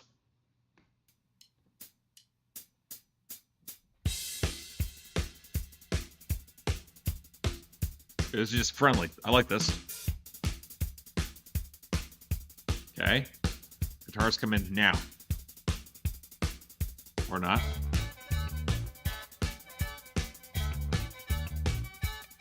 Well, that's a choice.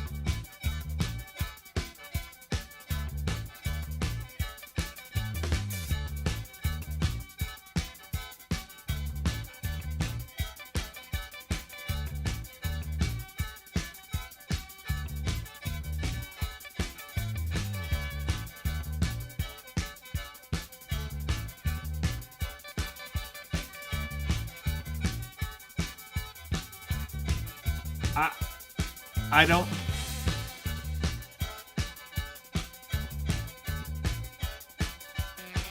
That is, yeah. I don't know Thai music. This is odd.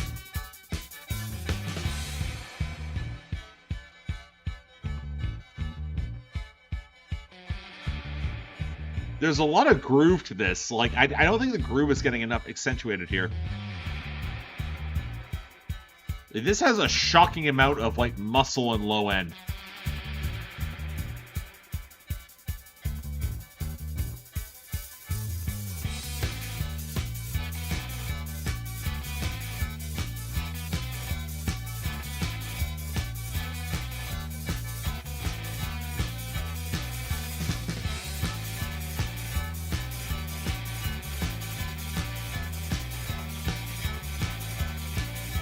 How the syncopation adds up here alongside the guitars is really interesting.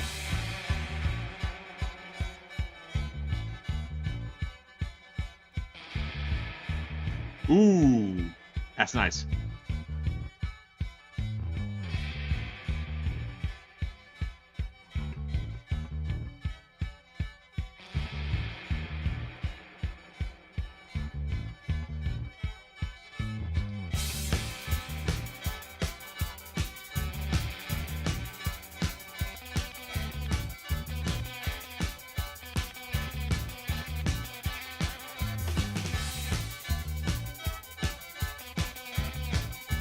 Yeah, I hear a bit of Talking Heads as well. That makes sense. But no, Talking Heads isn't fully it. That guitar tone is different. Like, the distended fart of the guitar tone is very different.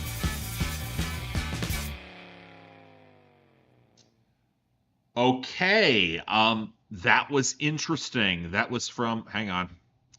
That was called Zudrang Ma from the Paradise Bangkok Molam International Band from the album Arealam. Interesting. I feel like I stumbled into something that I don't quite understand. The groove is really good on that, and I kind of liked how the guitars kind of faded back, like kind of had that little bit of reverb effect around it. It kind of played off that really interestingly. I don't know how well it worked, though. Like, again, it was a cool expression. And again, the Talking Heads comparison isn't valid, but Talking Heads would have had the vocals, would have had a much more jelpy, like, yelping presence with, like, David Byrne at the forefront. That was interesting. I'm not going to say it's bad. It was good. I just don't know how to describe it, really. It was very intriguing. Yeah, it was fine. It was cool. I'm not going to complain about that. That was nifty. Nifty is the right word there. It was nifty. All right. Next one there, it's a soundtrack remix album. We're skipping that. We're going to the self-titled album from Red Ribbon. This looks to be interesting. It's pre-order. It's coming out in early November. And okay, it's apparently an alternative rock act where there's a pop sheen to the sound. The song is called "Crying in My Car." Let's give it a listen. Crying in my car. Guess I'll leave the lights on, even though I know you're not coming home.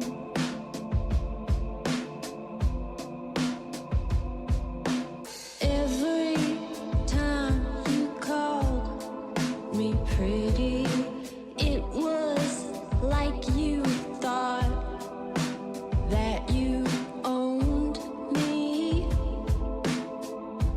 No, not at all. I feel like I had higher expectations for this.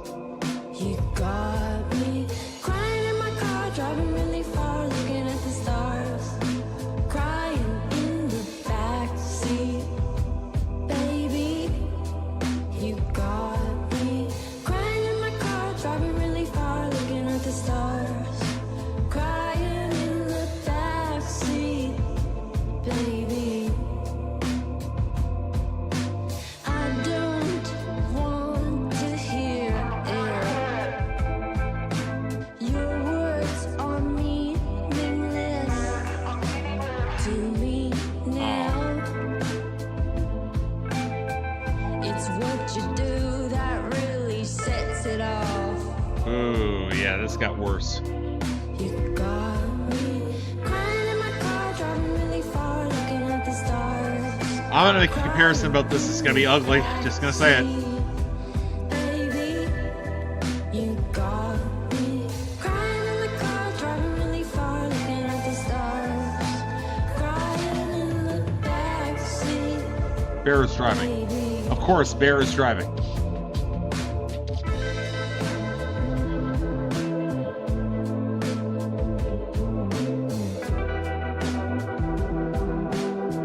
All right, the bass is doing something interesting here. I don't think that. Let's not dismiss that.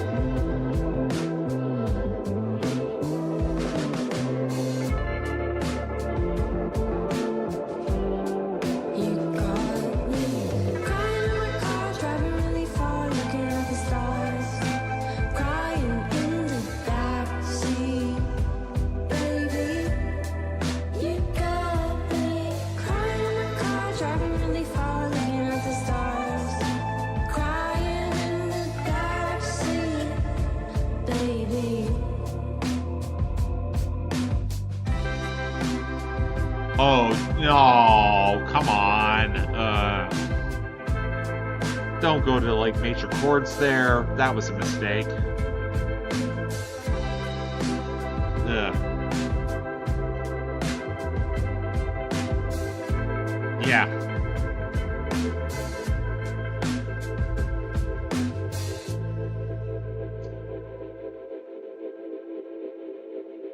Well, that was "Crying My Car" by Red Ribbon from her self-titled album. And okay, let's rip the band-aid off. That's Riverdale core. It is.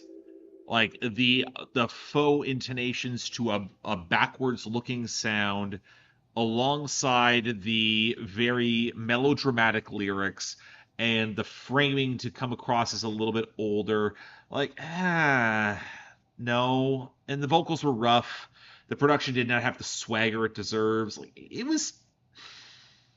I don't hate it, but I'm also like, I know what you're doing.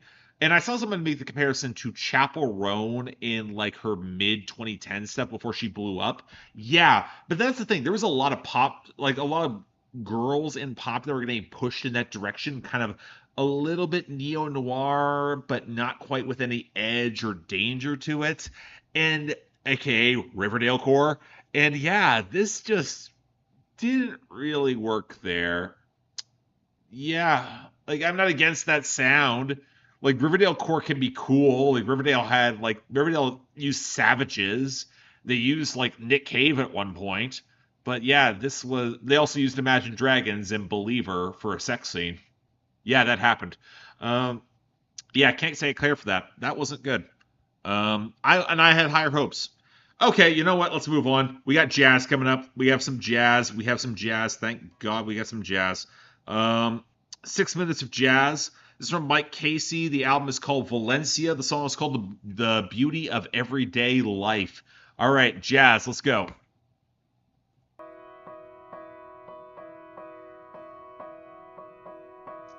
I thought people knew. Like, that was season 1 of Riverdale. Season 1 finale. They used Believer for a sex scene.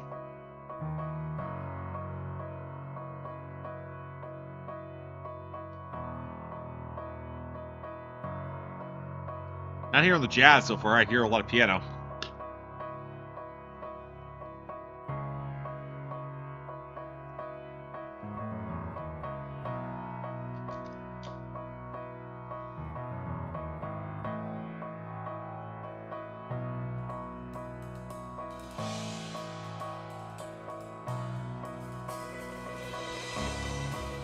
Ooh, that was cool.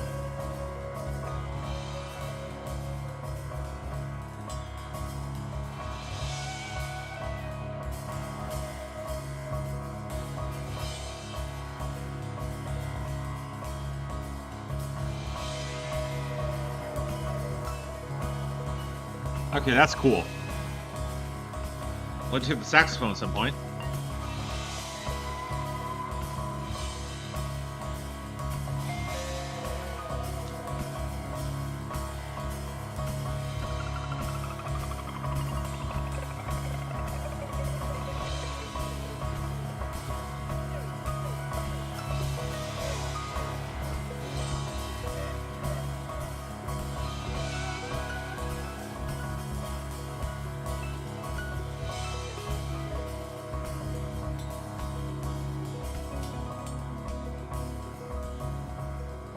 Drum work is really nice.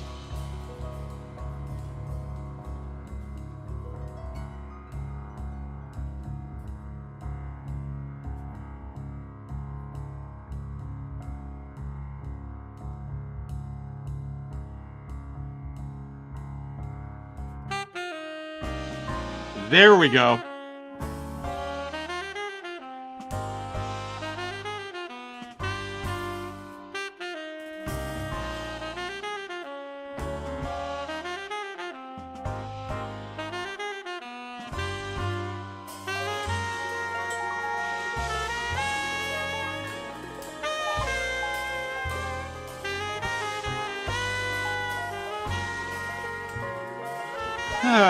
Okay.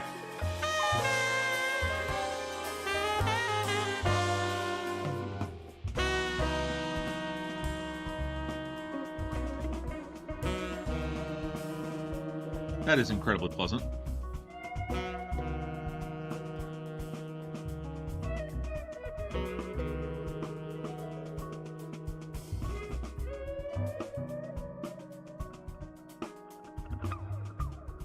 Ooh, that's nice.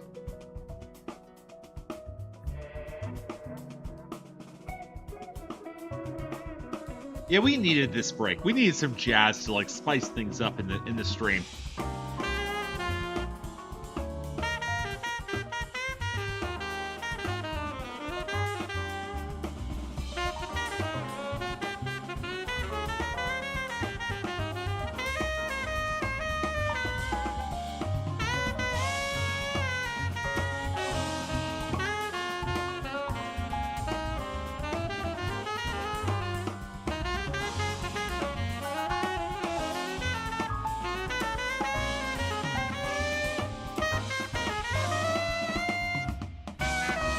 Ooh.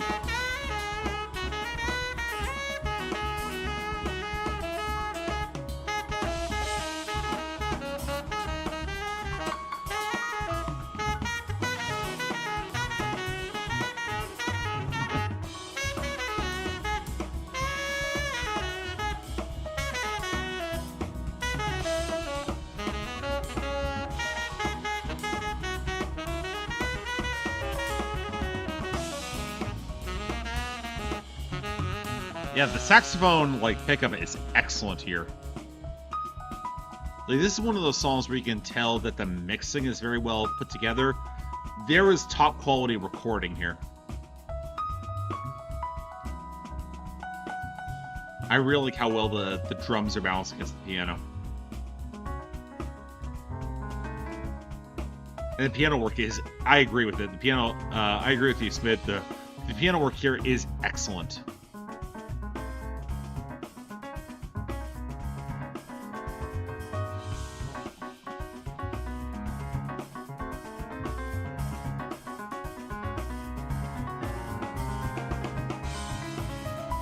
Ooh!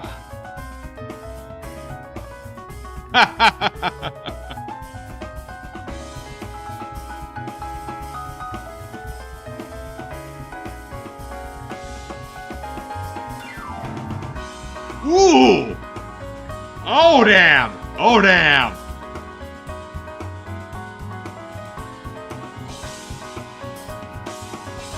Oh, damn!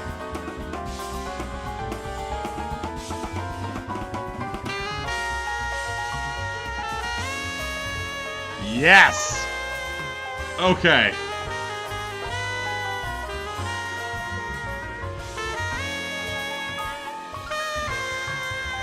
Okay, okay.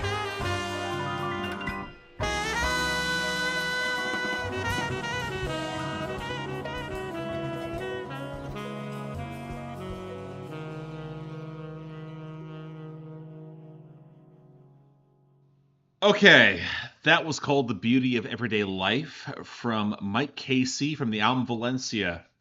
All right, fun little thing here. There's a pull quote that is attached to the Bandcamp entry. It's called A Lovely Jazz Performance That Soothes the Soul. That's from Kareem Abdul-Jabbar, one of the best basketball players who ever lived. He gave that pull quote for this jazz album on Bandcamp.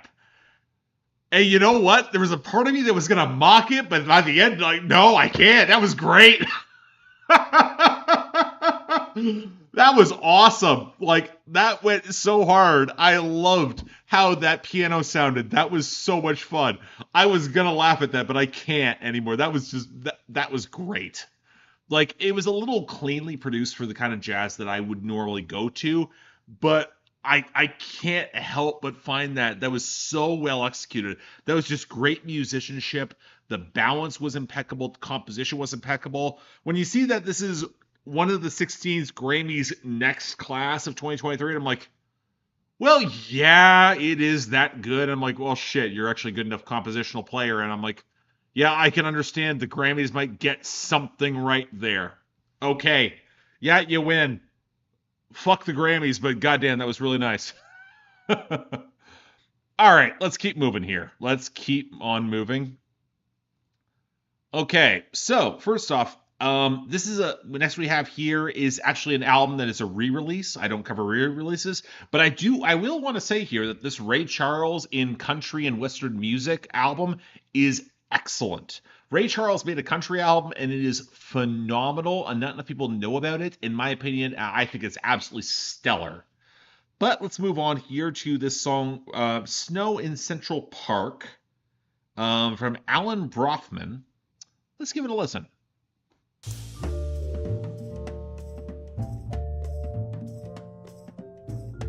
Oh, look, more jazz.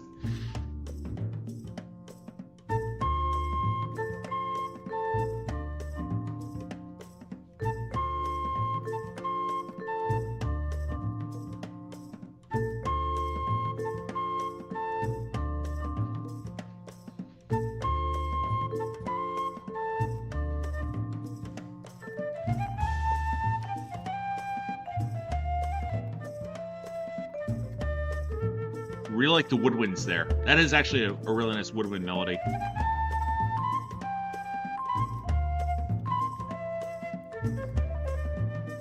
Yeah, that is jaunty. Ooh.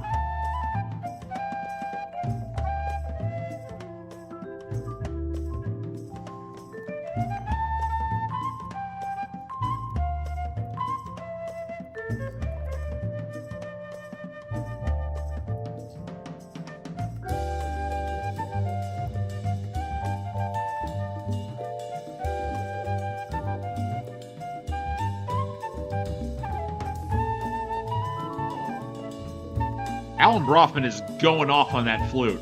That is a flute, like, tour de force performance here.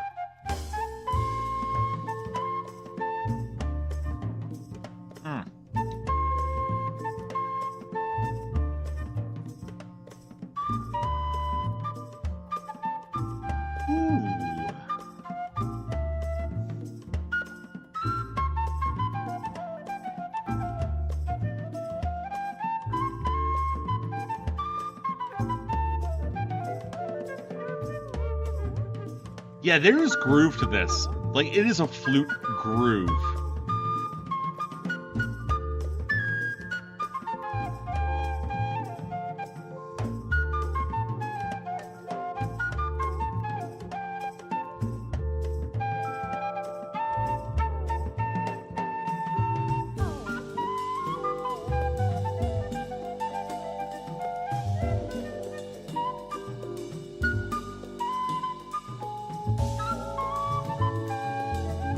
I love how it's bending across scales here, like across keys.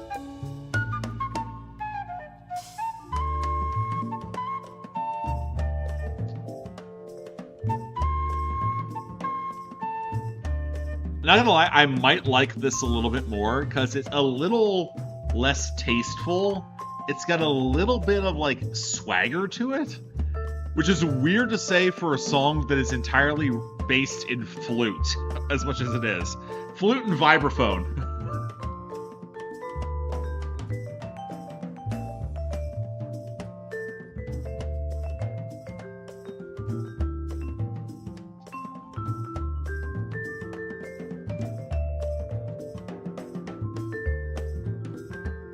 And the bass is coming in just precisely right there.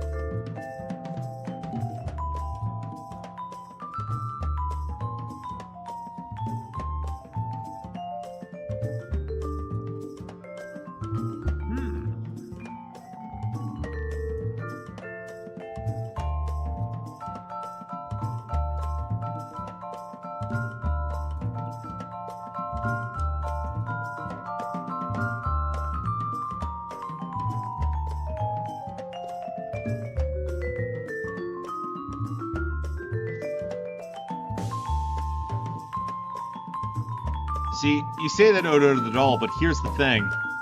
When Jay-Z said unleash the flutes, this is the sort of flutist I can imagine that he was evoking in that moment.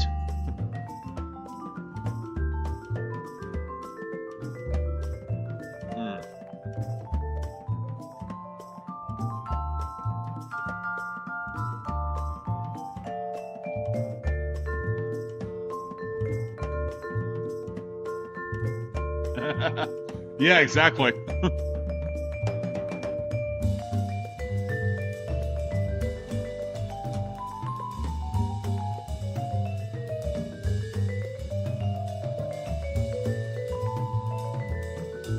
Wait, I checked to see if this guy's from New York. This has such a New York vibe to it. Yep, New York. Knew it.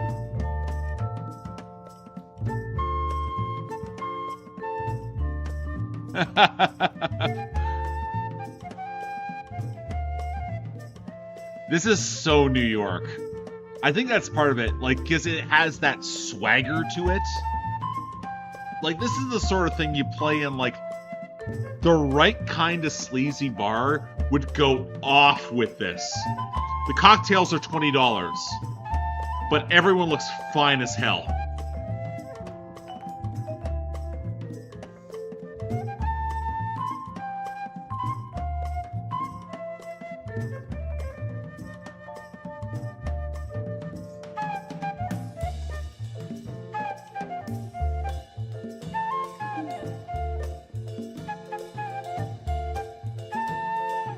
Yeah, I'm enjoying this way too much.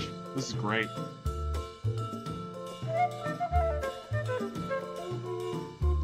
You're not getting loaded nachos with this. This is not loaded nachos music. This is like a good fettuccine Alfredo music. And like a really splashy Chianti and phenomenal breadsticks.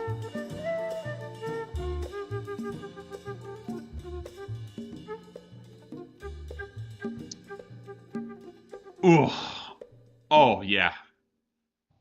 Paris Salamanca, I want to highlight that. This man who has played that who's on the flute is 73 years old. You can kind of tell. Like there is that old-fashioned swagger to that you would not get on a lot of like modern flair to that. Again, martini kind of music, I agree with that. That is Snow in Central Park from Alan Brothman. That was great. I really liked that. Again, it is very much to a specific type of like lounge-esque jazz. But you know what? That is a very playful vibe. Very, very New York. You can definitely tell. But I'm not going to complain with that. Like, that is the kind of New York jazz I like hearing. A little bit more flourish and experimentation may have been accepted. Again, I see the people who went back to that song from Mike Cassie and might have been a little bit more engaged in that. I get that. A little bit more flair there would have been appreciated. But then again, you look at Mike Cassie. I want to see where he's from. I get the vibe of L.A. He was at Berkeley. Makes sense. Makes all sense in the world. Okay. Yep. Understood that. All right. We have some ambient music, folks. We're on our ambient bullshit here. And this is from Henrik Bjerkord and Nivtit. This has to be Norwegian. Or someplace in where it's unpronounceable. Okay, United Kingdom. Well, fuck me sideways. All right. The song is called Vid Halen, I think. Let's see. From Ayet Analand. I cannot pronounce this. We have ambient music coming. It's only about 4 minutes. Let's see how it goes.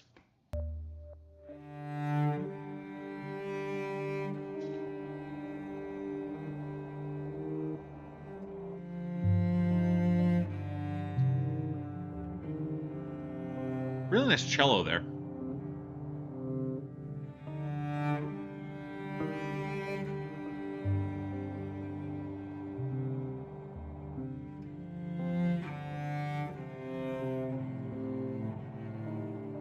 Ooh.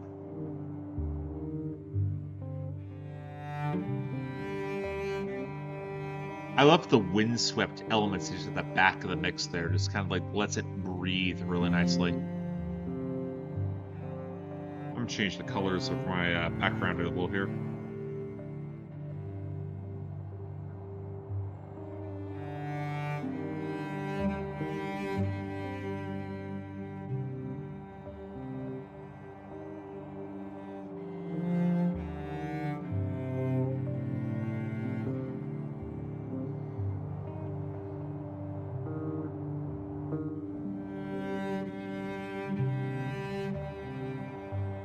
That cello is doing a lot of work.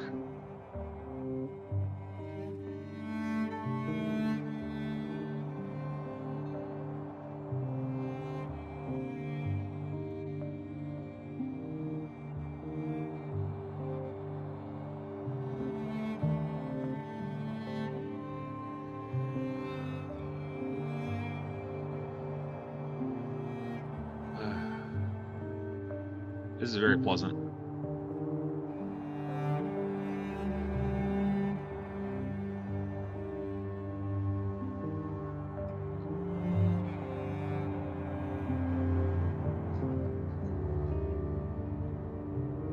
It is very melancholic. I would agree with that. It's very moody.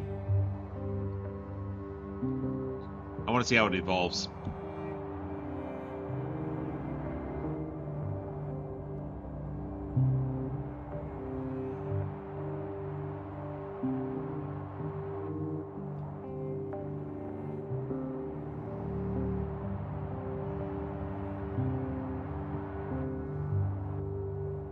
Feels a bit like there's a certain type of alternative music that was big in the 2000s that would have loved something like this. Just in terms of this atmospheric.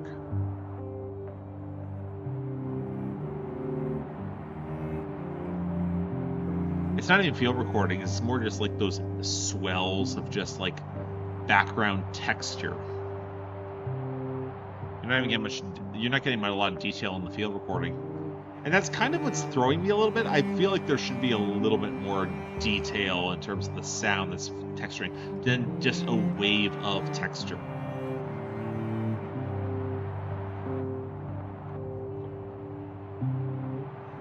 Yeah, not uncommon. I can hear that.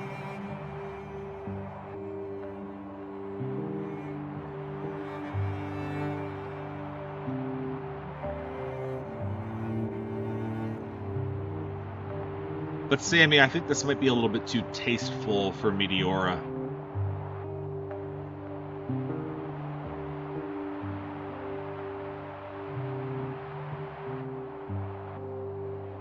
Yeah, tonally, it's too tasteful to match that, but I get where y'all are coming from.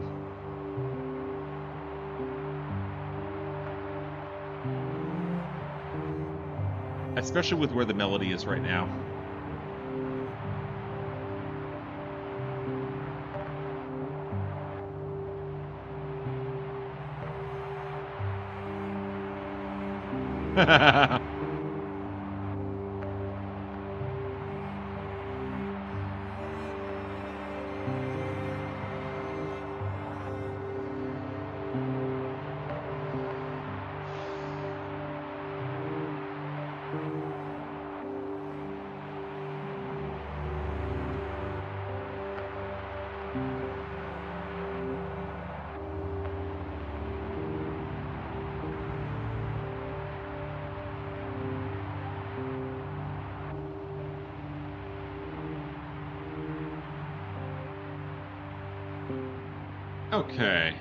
Okay.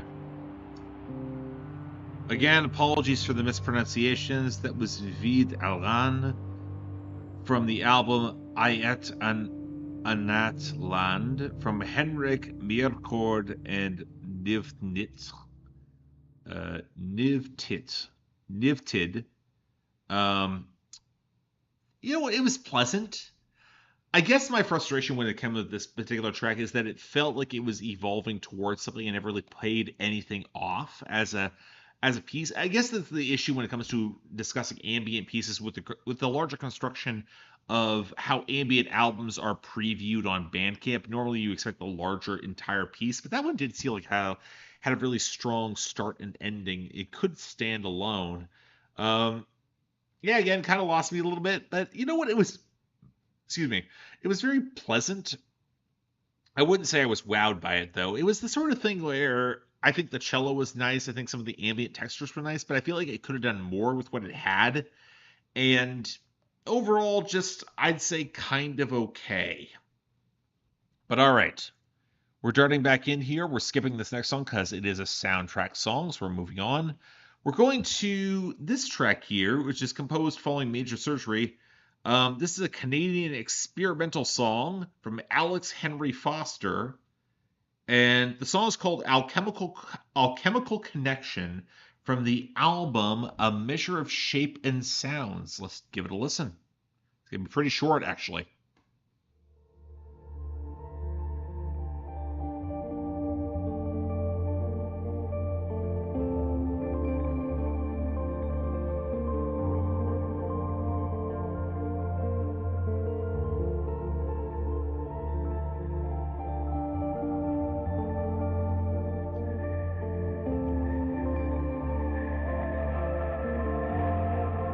Very watery. Very watery, very dreamlike.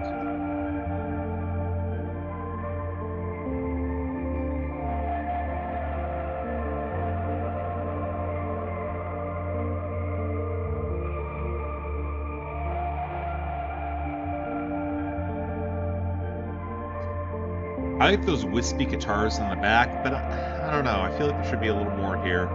Again, it's kind of ambience.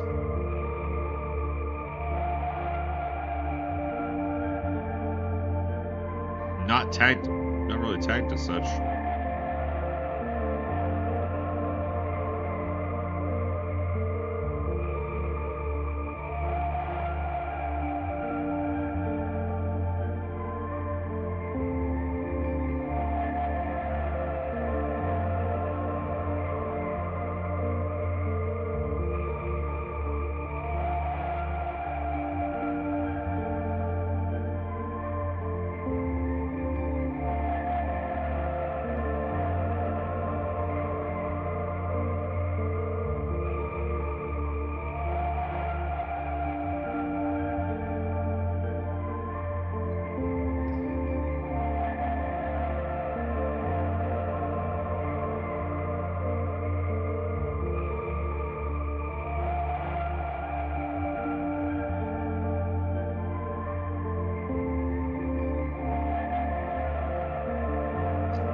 I do agree. There is a chillier element to the song. It feels very like wispy and icy along the edges.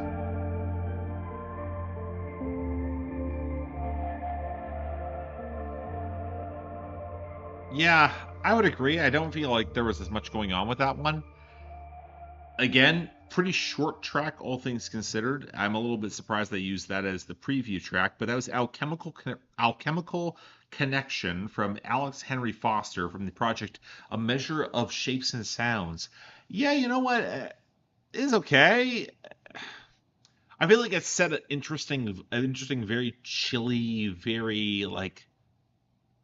When I saw that this guy was Canadian, I kind of got it because there is an austere quality to the sound that I feel like, oh yeah, I get where this is coming from. Like a very wintry vibe of a certain type.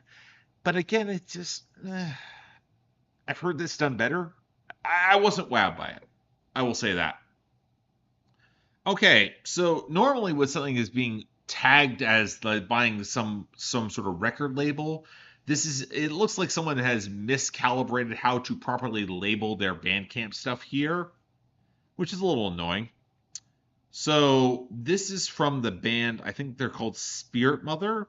The album's called Trails, and the song is called Wolves. So we're going to see where this goes here. But again, it could be interesting. It's a bit of a longer song. Looks like it's going to be some rock music, some psychedelic rock, a little bit of retro. Let's see where we go.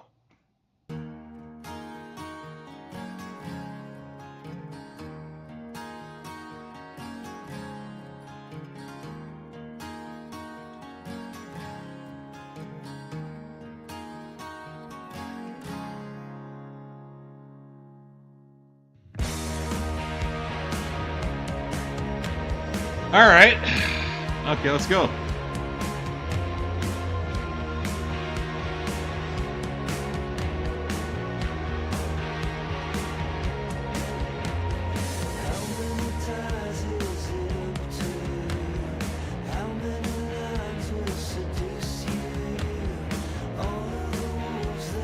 I wish the vocals had more power.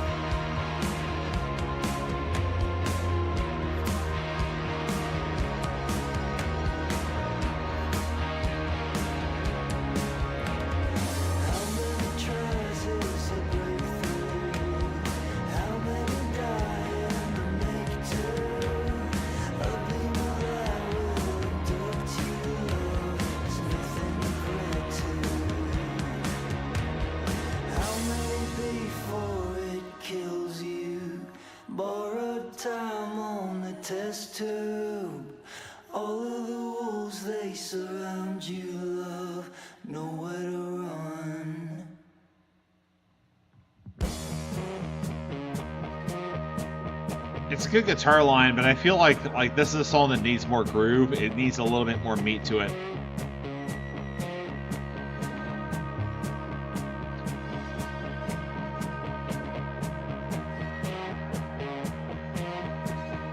I feel like it is subtle, but again, I feel like there's a... And the fuzz guitar tone is nice.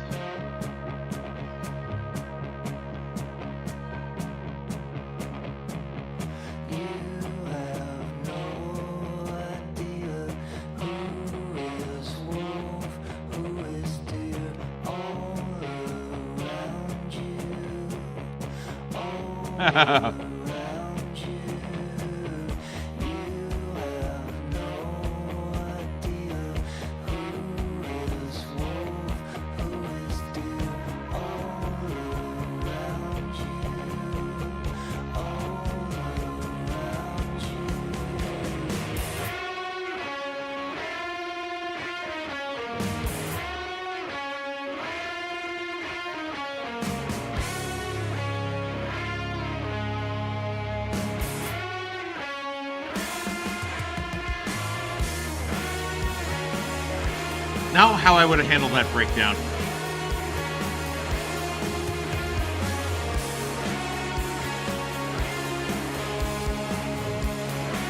not bad, but like,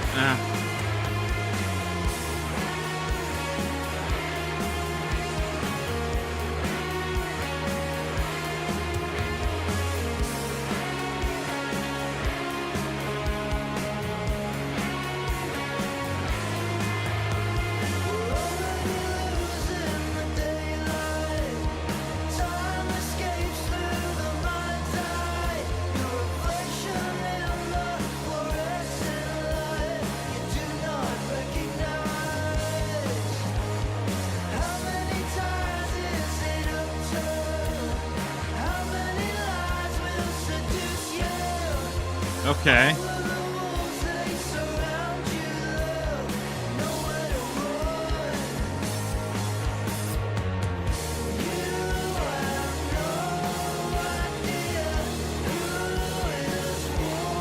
Yeah,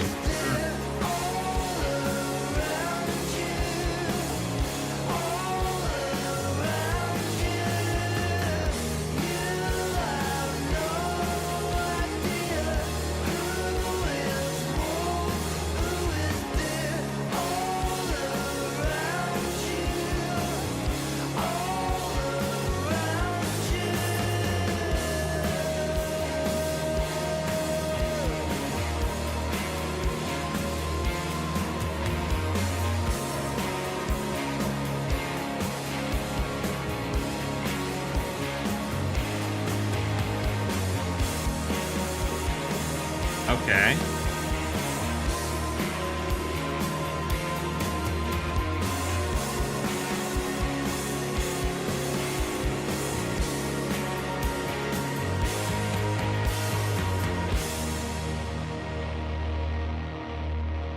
Alrighty, folks. That was from Spirit Mother from the album Trails. The song is called Wolves.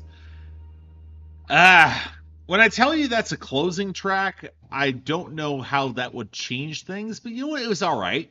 Like, again, I feel like I was waiting for a little bit more oomph to actually come through in the orchestration there. I think the vocals didn't exactly help it. Like, it had ideas. Like, the vibe was successful, but at the same time, like, you know what? I'm not sure how I felt about that. This is kind of okay. For those of you who are asking on time, I'm just looking at time here myself as well because I'm trying to gauge it. I have a hard stop at 9 p.m. Eastern Standard Time. So I've got a little bit more time here for songs as well. So I'm going to try to get through as many as I can here, and then we'll bounce to something else. So we will be, again, kind of on the fence. Let's keep moving here. I'm going to skip the next one because that's more improvisational spoken word, and I'm not sure I'm up for that right now. That's a 10-minute song. It's also a compilation from the 90s that we're looking to talk to. Hey, who wants to hear Powerwolf? Okay, fine, Powerwolf. I feel a little bad doing Powerwolf, but it's only 3 minutes long. Let's get some power metal up in here. The song is called Sinners of the Seven Seas. Of course it is. And from the album Wake Up the Wicked. Let's hear it.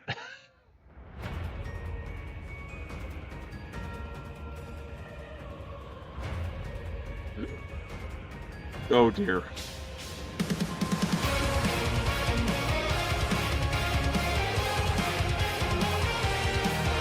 Oh.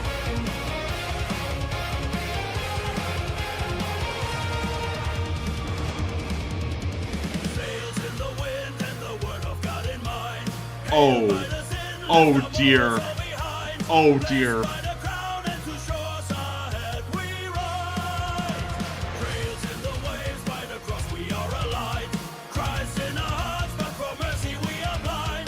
Oh dear.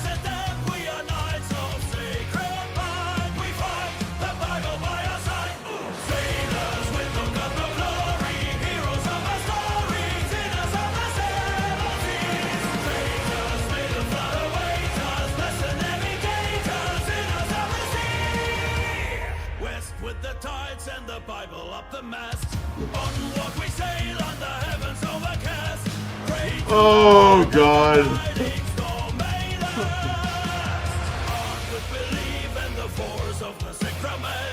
This is so dumb. You know what? I can't hate this. It's dumb, but I'm on with this.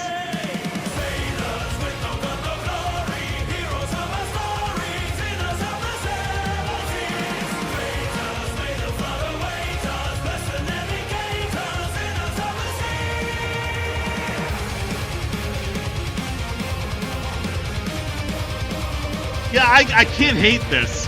The vocal... We'll get to it. We'll get to it.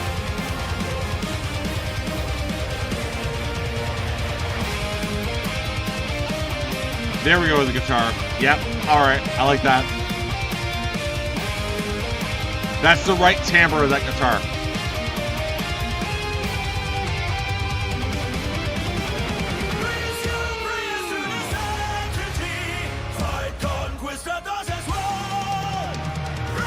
Oh boy.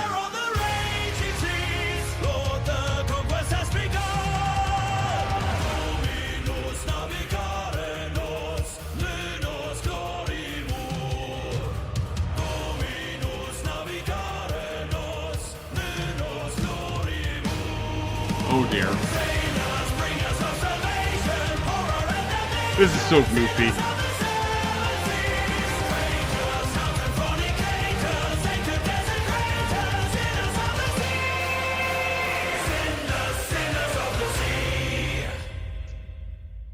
So that's Powerwolf from the album Wake Up the Wicked. Okay, here's the thing with Powerwolf. I can't mock that because there's a part of me that's unironically like, that's fun.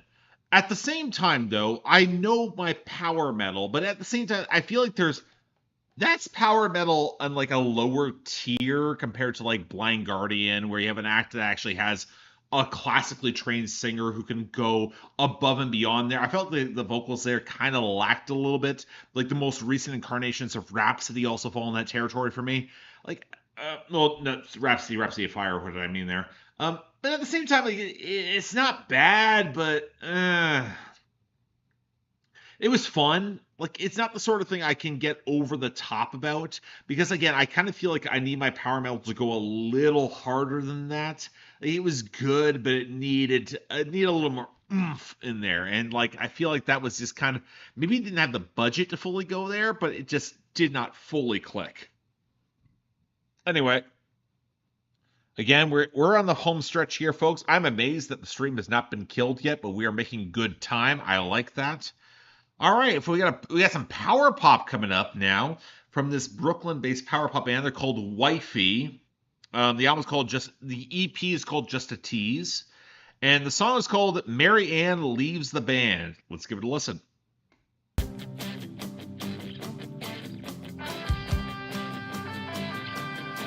Oh boy. It's mostly men in the marching band, and not a one girl's half as cute as Mary Ann at her music stand. My God, that girl knew how to handle a flute. Told her my name at the football game, and once again when we played the state fair. But ever since she met Johnny J, well, her priorities have been elsewhere. Mary Ann finds herself a man, and then the band starts falling apart. Mary Ann finds herself a man, and then the band starts falling apart. Here she is skipping practices, the kids in Woodwind are licking their wounds. I sit alone with my saxophone, but Mr. S won't let me play the blues. The music school don't feel as cool.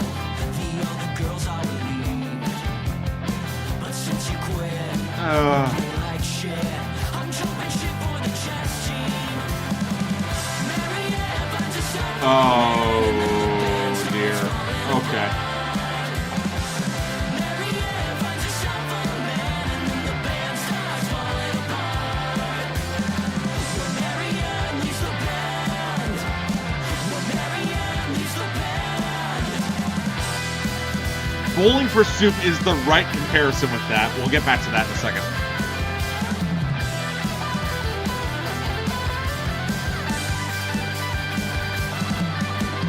Oh, Mary Ann, I beg of thee, I'm pining for you as you plod through Yankee Doodle Dandy. This Oh, record no. can't Oh, play no. parts as skillfully as you.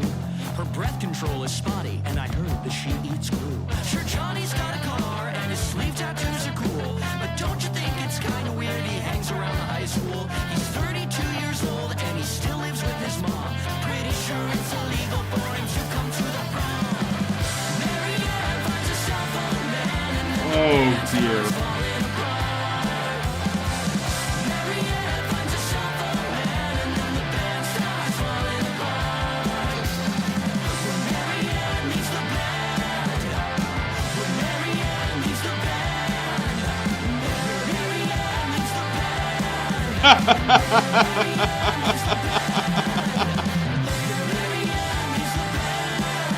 Okay. Okay. All right. That was Marianne Leaves the Band from Wifey with the album title Just a Tease. Okay, on some level that has to be a parody, right? Like that to me screams like, "Oh, we are absolutely taking the piss." And okay, there is something to this. I'm going to give this band more credit than they entirely deserve. And I'm going to say that there is something to a band that's being held together by the girl who's way hotter than everyone else, that's holding together the band on sheer electricity, as in every other guy in the band wants to be with her and it's not going to happen. And then she leaves the band and they're like, oh shit, we actually have to perform and do something here. The problem here is that I feel like Wifey is that band and the girl has already left. And like, it was funny and I kind of get it, but I also feel like that is a joke that works precisely once and I kind of don't want to ever hear it ever again. Like, it was very jokey. Like, it was very, like, the Bowling for Soup comparison is accurate, but Bowling for Soup wrote a better hook. And this band just does not have that, per se. You know what? I don't want to be too mean to that, but it was, like, again, like, I can defend parts of this, but I can't defend all of it. It's also like, there's a part of me that's kind of cringing down to the lower end, and yeah. We're going to move on, because we're short on time, and I'm already trying to spend a little bit too much time on that, so I'm somehow playing that on my actual phone right now, which I did not want to do. All right, okay. All right, we got some experimental electric. All right, I'm going to try to figure out what I want to do here, make sure that some of this is actually apropos. That's a 6-minute song. It's only a song. It's not going to an album. All right, let's go into this one. Carrot Season by Thick and Lungs. I've actually heard some pretty good things about this one. We got some hip-hop coming up next. And again, this playing session has been criminally short on hip-hop, so the song is called Gazpacho. Let's give it a listen.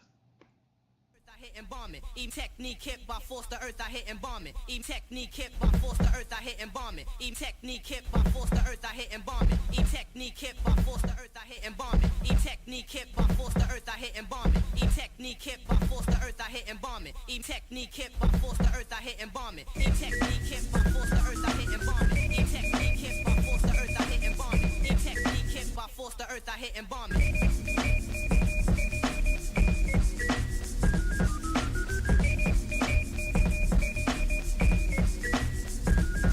Alright, that goes pretty decently hard.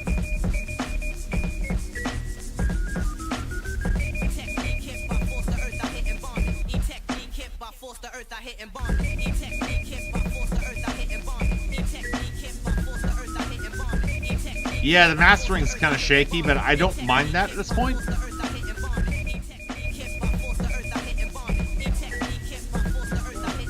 Yo, sir, you technique, yo. Yo, L hand sticking inside a bag of orange gelato. On guard, re-reciting the protection motto. Perfection the model. Dope has spent the rent on lotto. Christian hitman observed lane, quit the homo. Yo, virtual shorty doing the electric swallow. The rap suck ass, I shouldn't have rented the Apollo. The plug for Deutsch, so push the Das Auto. I put 2 foot forward and the rest follow. Hit you in the head when you was heads drenched in gazpacho. You plug bench like Quattro. That Jamacho, your shorty ran off with someone named Osvaldo Fazul.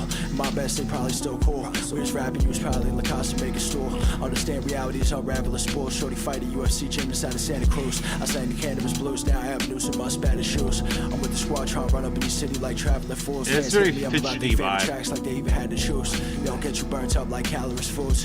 When it come to Mike Spaz, me, you rattling, not challenging. Send a full crack, abdomen smash, radical cash. Running down mountains and dodging fountains from devil's eyelash. One man's trash stash is passion for the next. And when flexing goes wrong, rappers delete their songs off the internet. Strong threat to follow up with money hollow. And regret a long-term game if you go playing for that pill to swallow. Okay, okay. Cold weather, cannibal ox, pot trunk, sunk ships, how you want it, the bottle of the box. Whole message block, flocking, I'm mocking your captain who used to lean with it, rock with it. Now I'm wondering what happened. Yo, this ass whipping price, it's not a fair fight. Consume mics, the ciphers, and escape NY in the thought bubble that's airtight. Who dare bite the big apple? Guppy's can't catch the hook and wonder why they all have these problems they can't grapple. Try to dab me and I'll slap you silly. Laugh at this passed up, put the pass a flow test with Free Willy. Yo. Okay.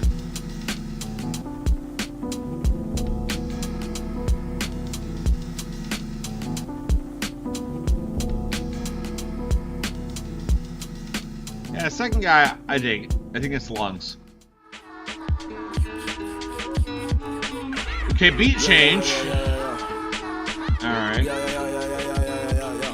My shorty cursed to telemark it out and told take us off the call list. She was curled up on the floor bawling. I bumped their songs and shrugged cause I don't care how many drugs they hauling. The plug resemble buzz holes. You hit the spliff and look out my window asking what's the meaning of all this crap. The pine core full of slap. You went too hard during exercise and the toilet outline slack over lifetimes and lifeline flat. Yo, if you see me at the function, of course I'm about to rap and then go home stack. Hit the crib shorty where we cheating on a quarterback. Mascot named Zombie Zach. Queen Elizabeth pack. The kids all smack. Make beats live in the shack deep in the broccoli. Yeah.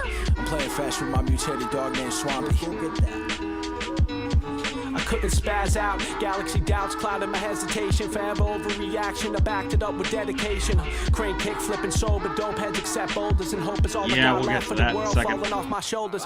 Colder than zero, below wind chill that blows like $150 to the chin unless you stop moving and sit still. Kill the weatherman for scamming my drip. Big dipper realignment. Rip a hole in gravity. Charge God on consignment. Yo, give me all that bread. Okay, that was Fick and Lungs. That's from the album Carrot Season. Yeah, I gotta be honest, I was not really feeling that. That was not as good as I was hoping it was gonna be. Mostly, and the reason because I feel like the transitions aren't great, and I feel like this is one of those examples of where the rappers themselves are really good. I've heard a lot of buzz behind Lungs recently, but the issue I have here is like that is not a well-constructed song. Like it has parts of it that work together, but the whole thing does not comprise there's no hook there. Like the flow is good, but it doesn't build to a cohesive idea. Like, it feels like it's an impressive like flow and wordplay, but you need to ask what the wordplay builds to. And yeah, that was all that it was. Yeah, I gotta be honest, I wasn't happy with that. I gotta be honest, I wanted more from that. That bugged me, and that I don't like seeing that. I really don't. All right. That one is not something that I've heard, and that's not on my list. We only have a few left here, and as in a couple more on this stream here. Let's finish this off. I may have to bounce at some point midway through. We will see what it actually turns out to be before I hop to my new session. But let's go to this one. It's from the Neil Cowtree Trio. The album is called Entity. The song is called Atom Alphabet. Let's give it a listen.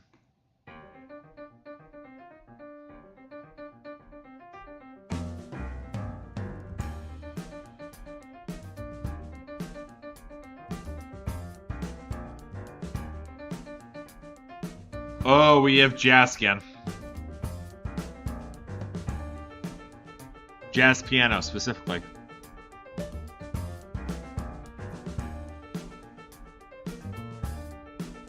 Yeah, we're not getting away from jazz on this channel, apparently.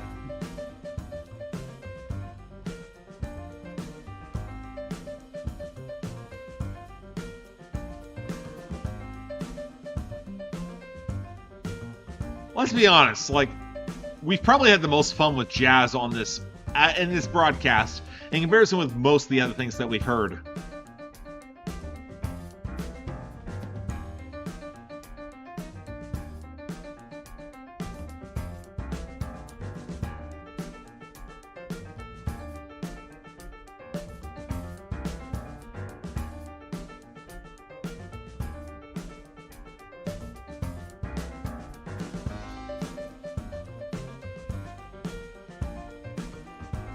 And that lead piano line is really good.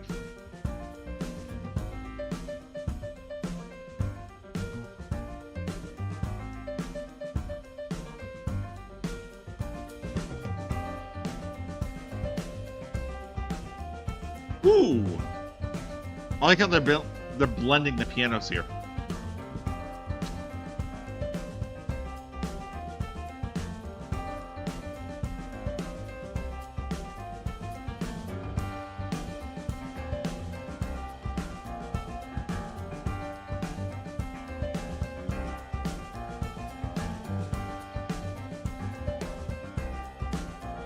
That lead melodic motif is really good.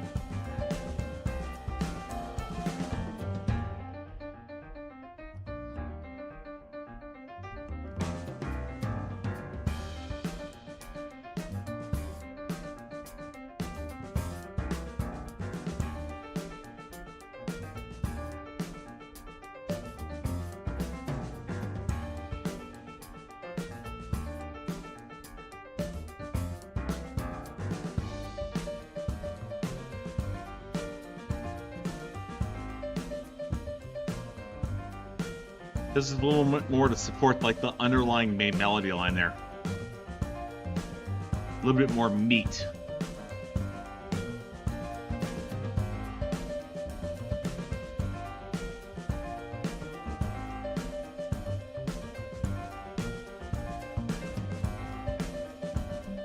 That piano's real nice.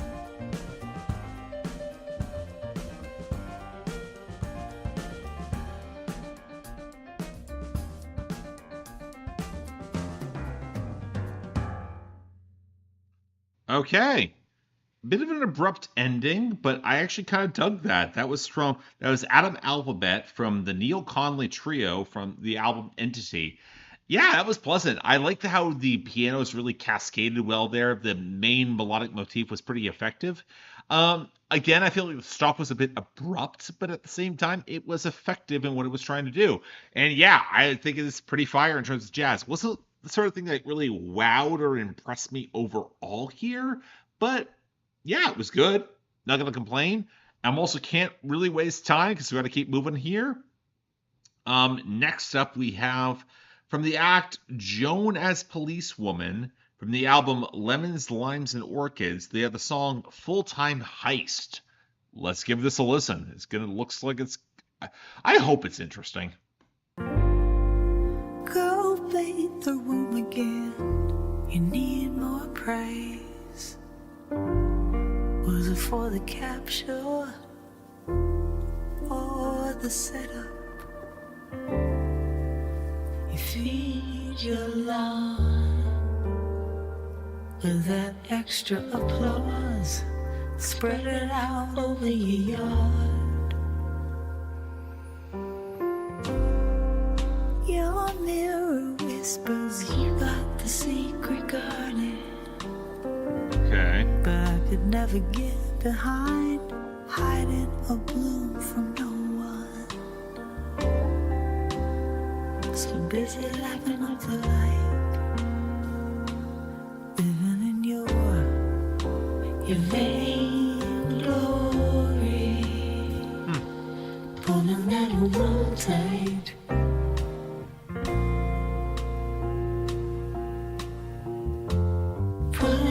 Full-time heist. I don't know about this one, guys. So tight. Feels like there needs to be a bit more of an edge in the back end here.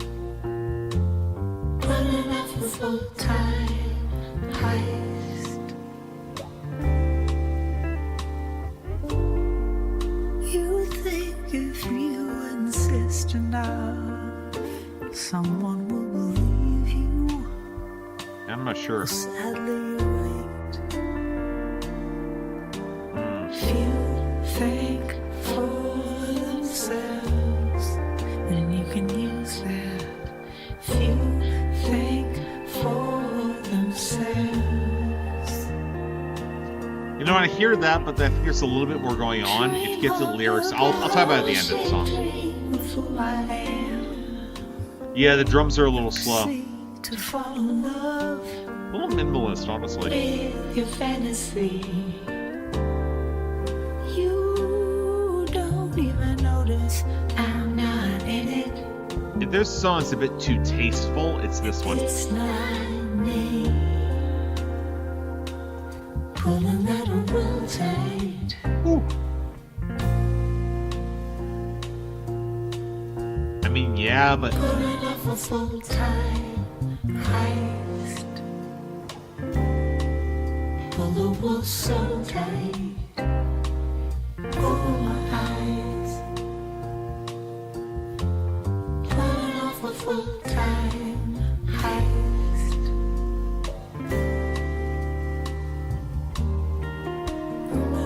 Who's the celebrity? yeah, I would agree with you, Dario. It's a little too tasteful. We'll get to it in a second.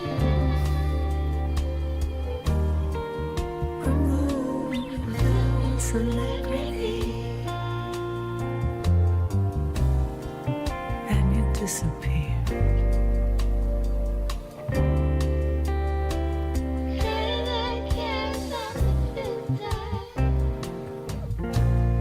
Yeah, okay. I don't believe you.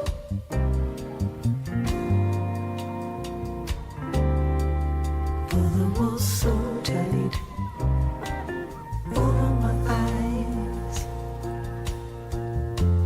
Pulling off a full-time heist.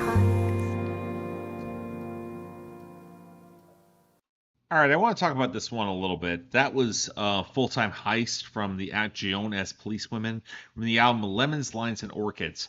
The one thing I want to say with that song in particular, yeah, we've had better music in that variety, but I think the other issue here is that it's trying to be a bit of a call-out song. If you actually look at the lyrics, and with the lyrics that were printed out behind it, is very much of like, I'm trying to call out somebody who's trying to be a little bit more than what they are. To quote some of the lyrics here specifically, you're a color that counts on the filter, a color that counts on the filter. I don't believe you. Pull the wool tight over my eyes. It's someone who's trying to be slick and who's not pulling it off. And yet that ironically feels like it might be an adequate descriptor of the song itself. It just feels a little bit too reserved for its own good. I can't say I love that. All right, we're down to the final couple songs here, and I am running short on time. Let's see what we go here. From Raymore, from the album No Land, we have the song He's Changing. Let's see what it turns out to be.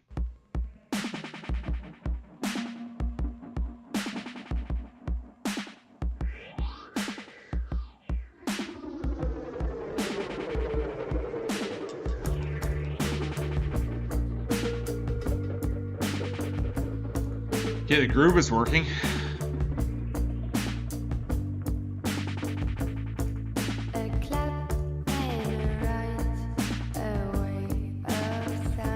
Those drums have a lot, like, backing them up here.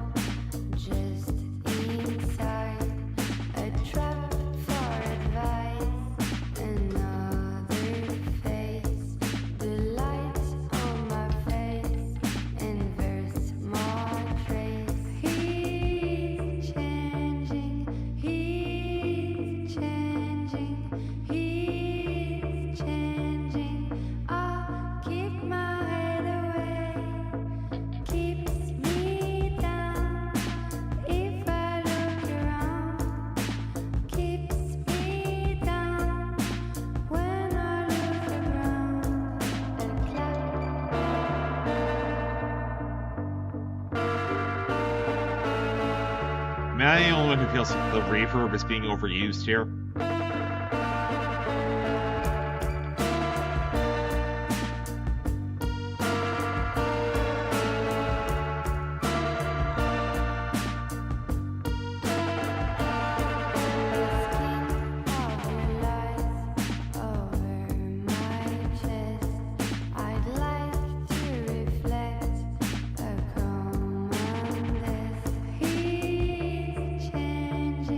Yeah, they're doing a lot with the delay.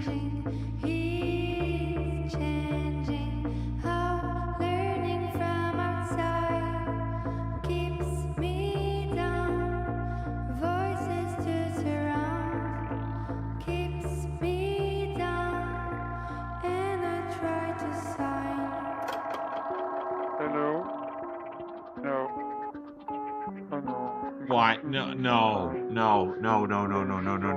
Don't do this. No.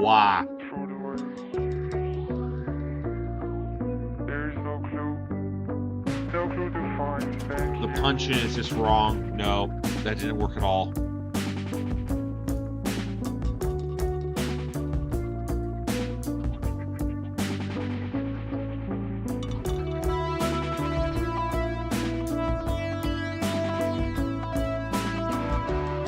Yeah, sorry, that didn't click.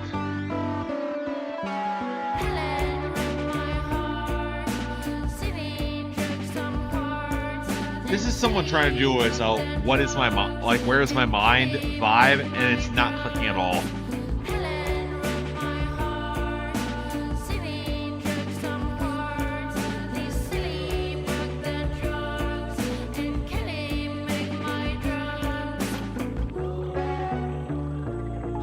This should feel way more ominous than it is. It just feels like off kilter in the wrong way. And the punch-ins aren't working, I agree.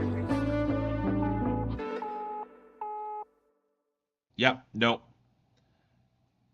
Again, I was talking mostly through that. I didn't care for it at all.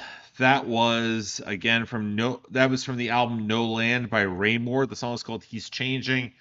Didn't care for it. I feel like the punch-ins really disrupted the flow of the song. It was trying to be more ominous than it could credibly pull off, and I don't think the vocals that felt very kind of chirpy, but in the wrong way, it just did not work. All right. Yeah, I'm not sure it's a poppy comparison per se. For me, it has the vibe of, again, where someone's trying to do Where Is My Mind, and those are really bad, like movie trailer covers of that. That's kind of the vibe I got with that song. All right. We got reggae next. Oh, boy. All right. The feature actually has Damian Marley on it. The song's called In My Time. You all know how I like reggae. Let's see how it goes.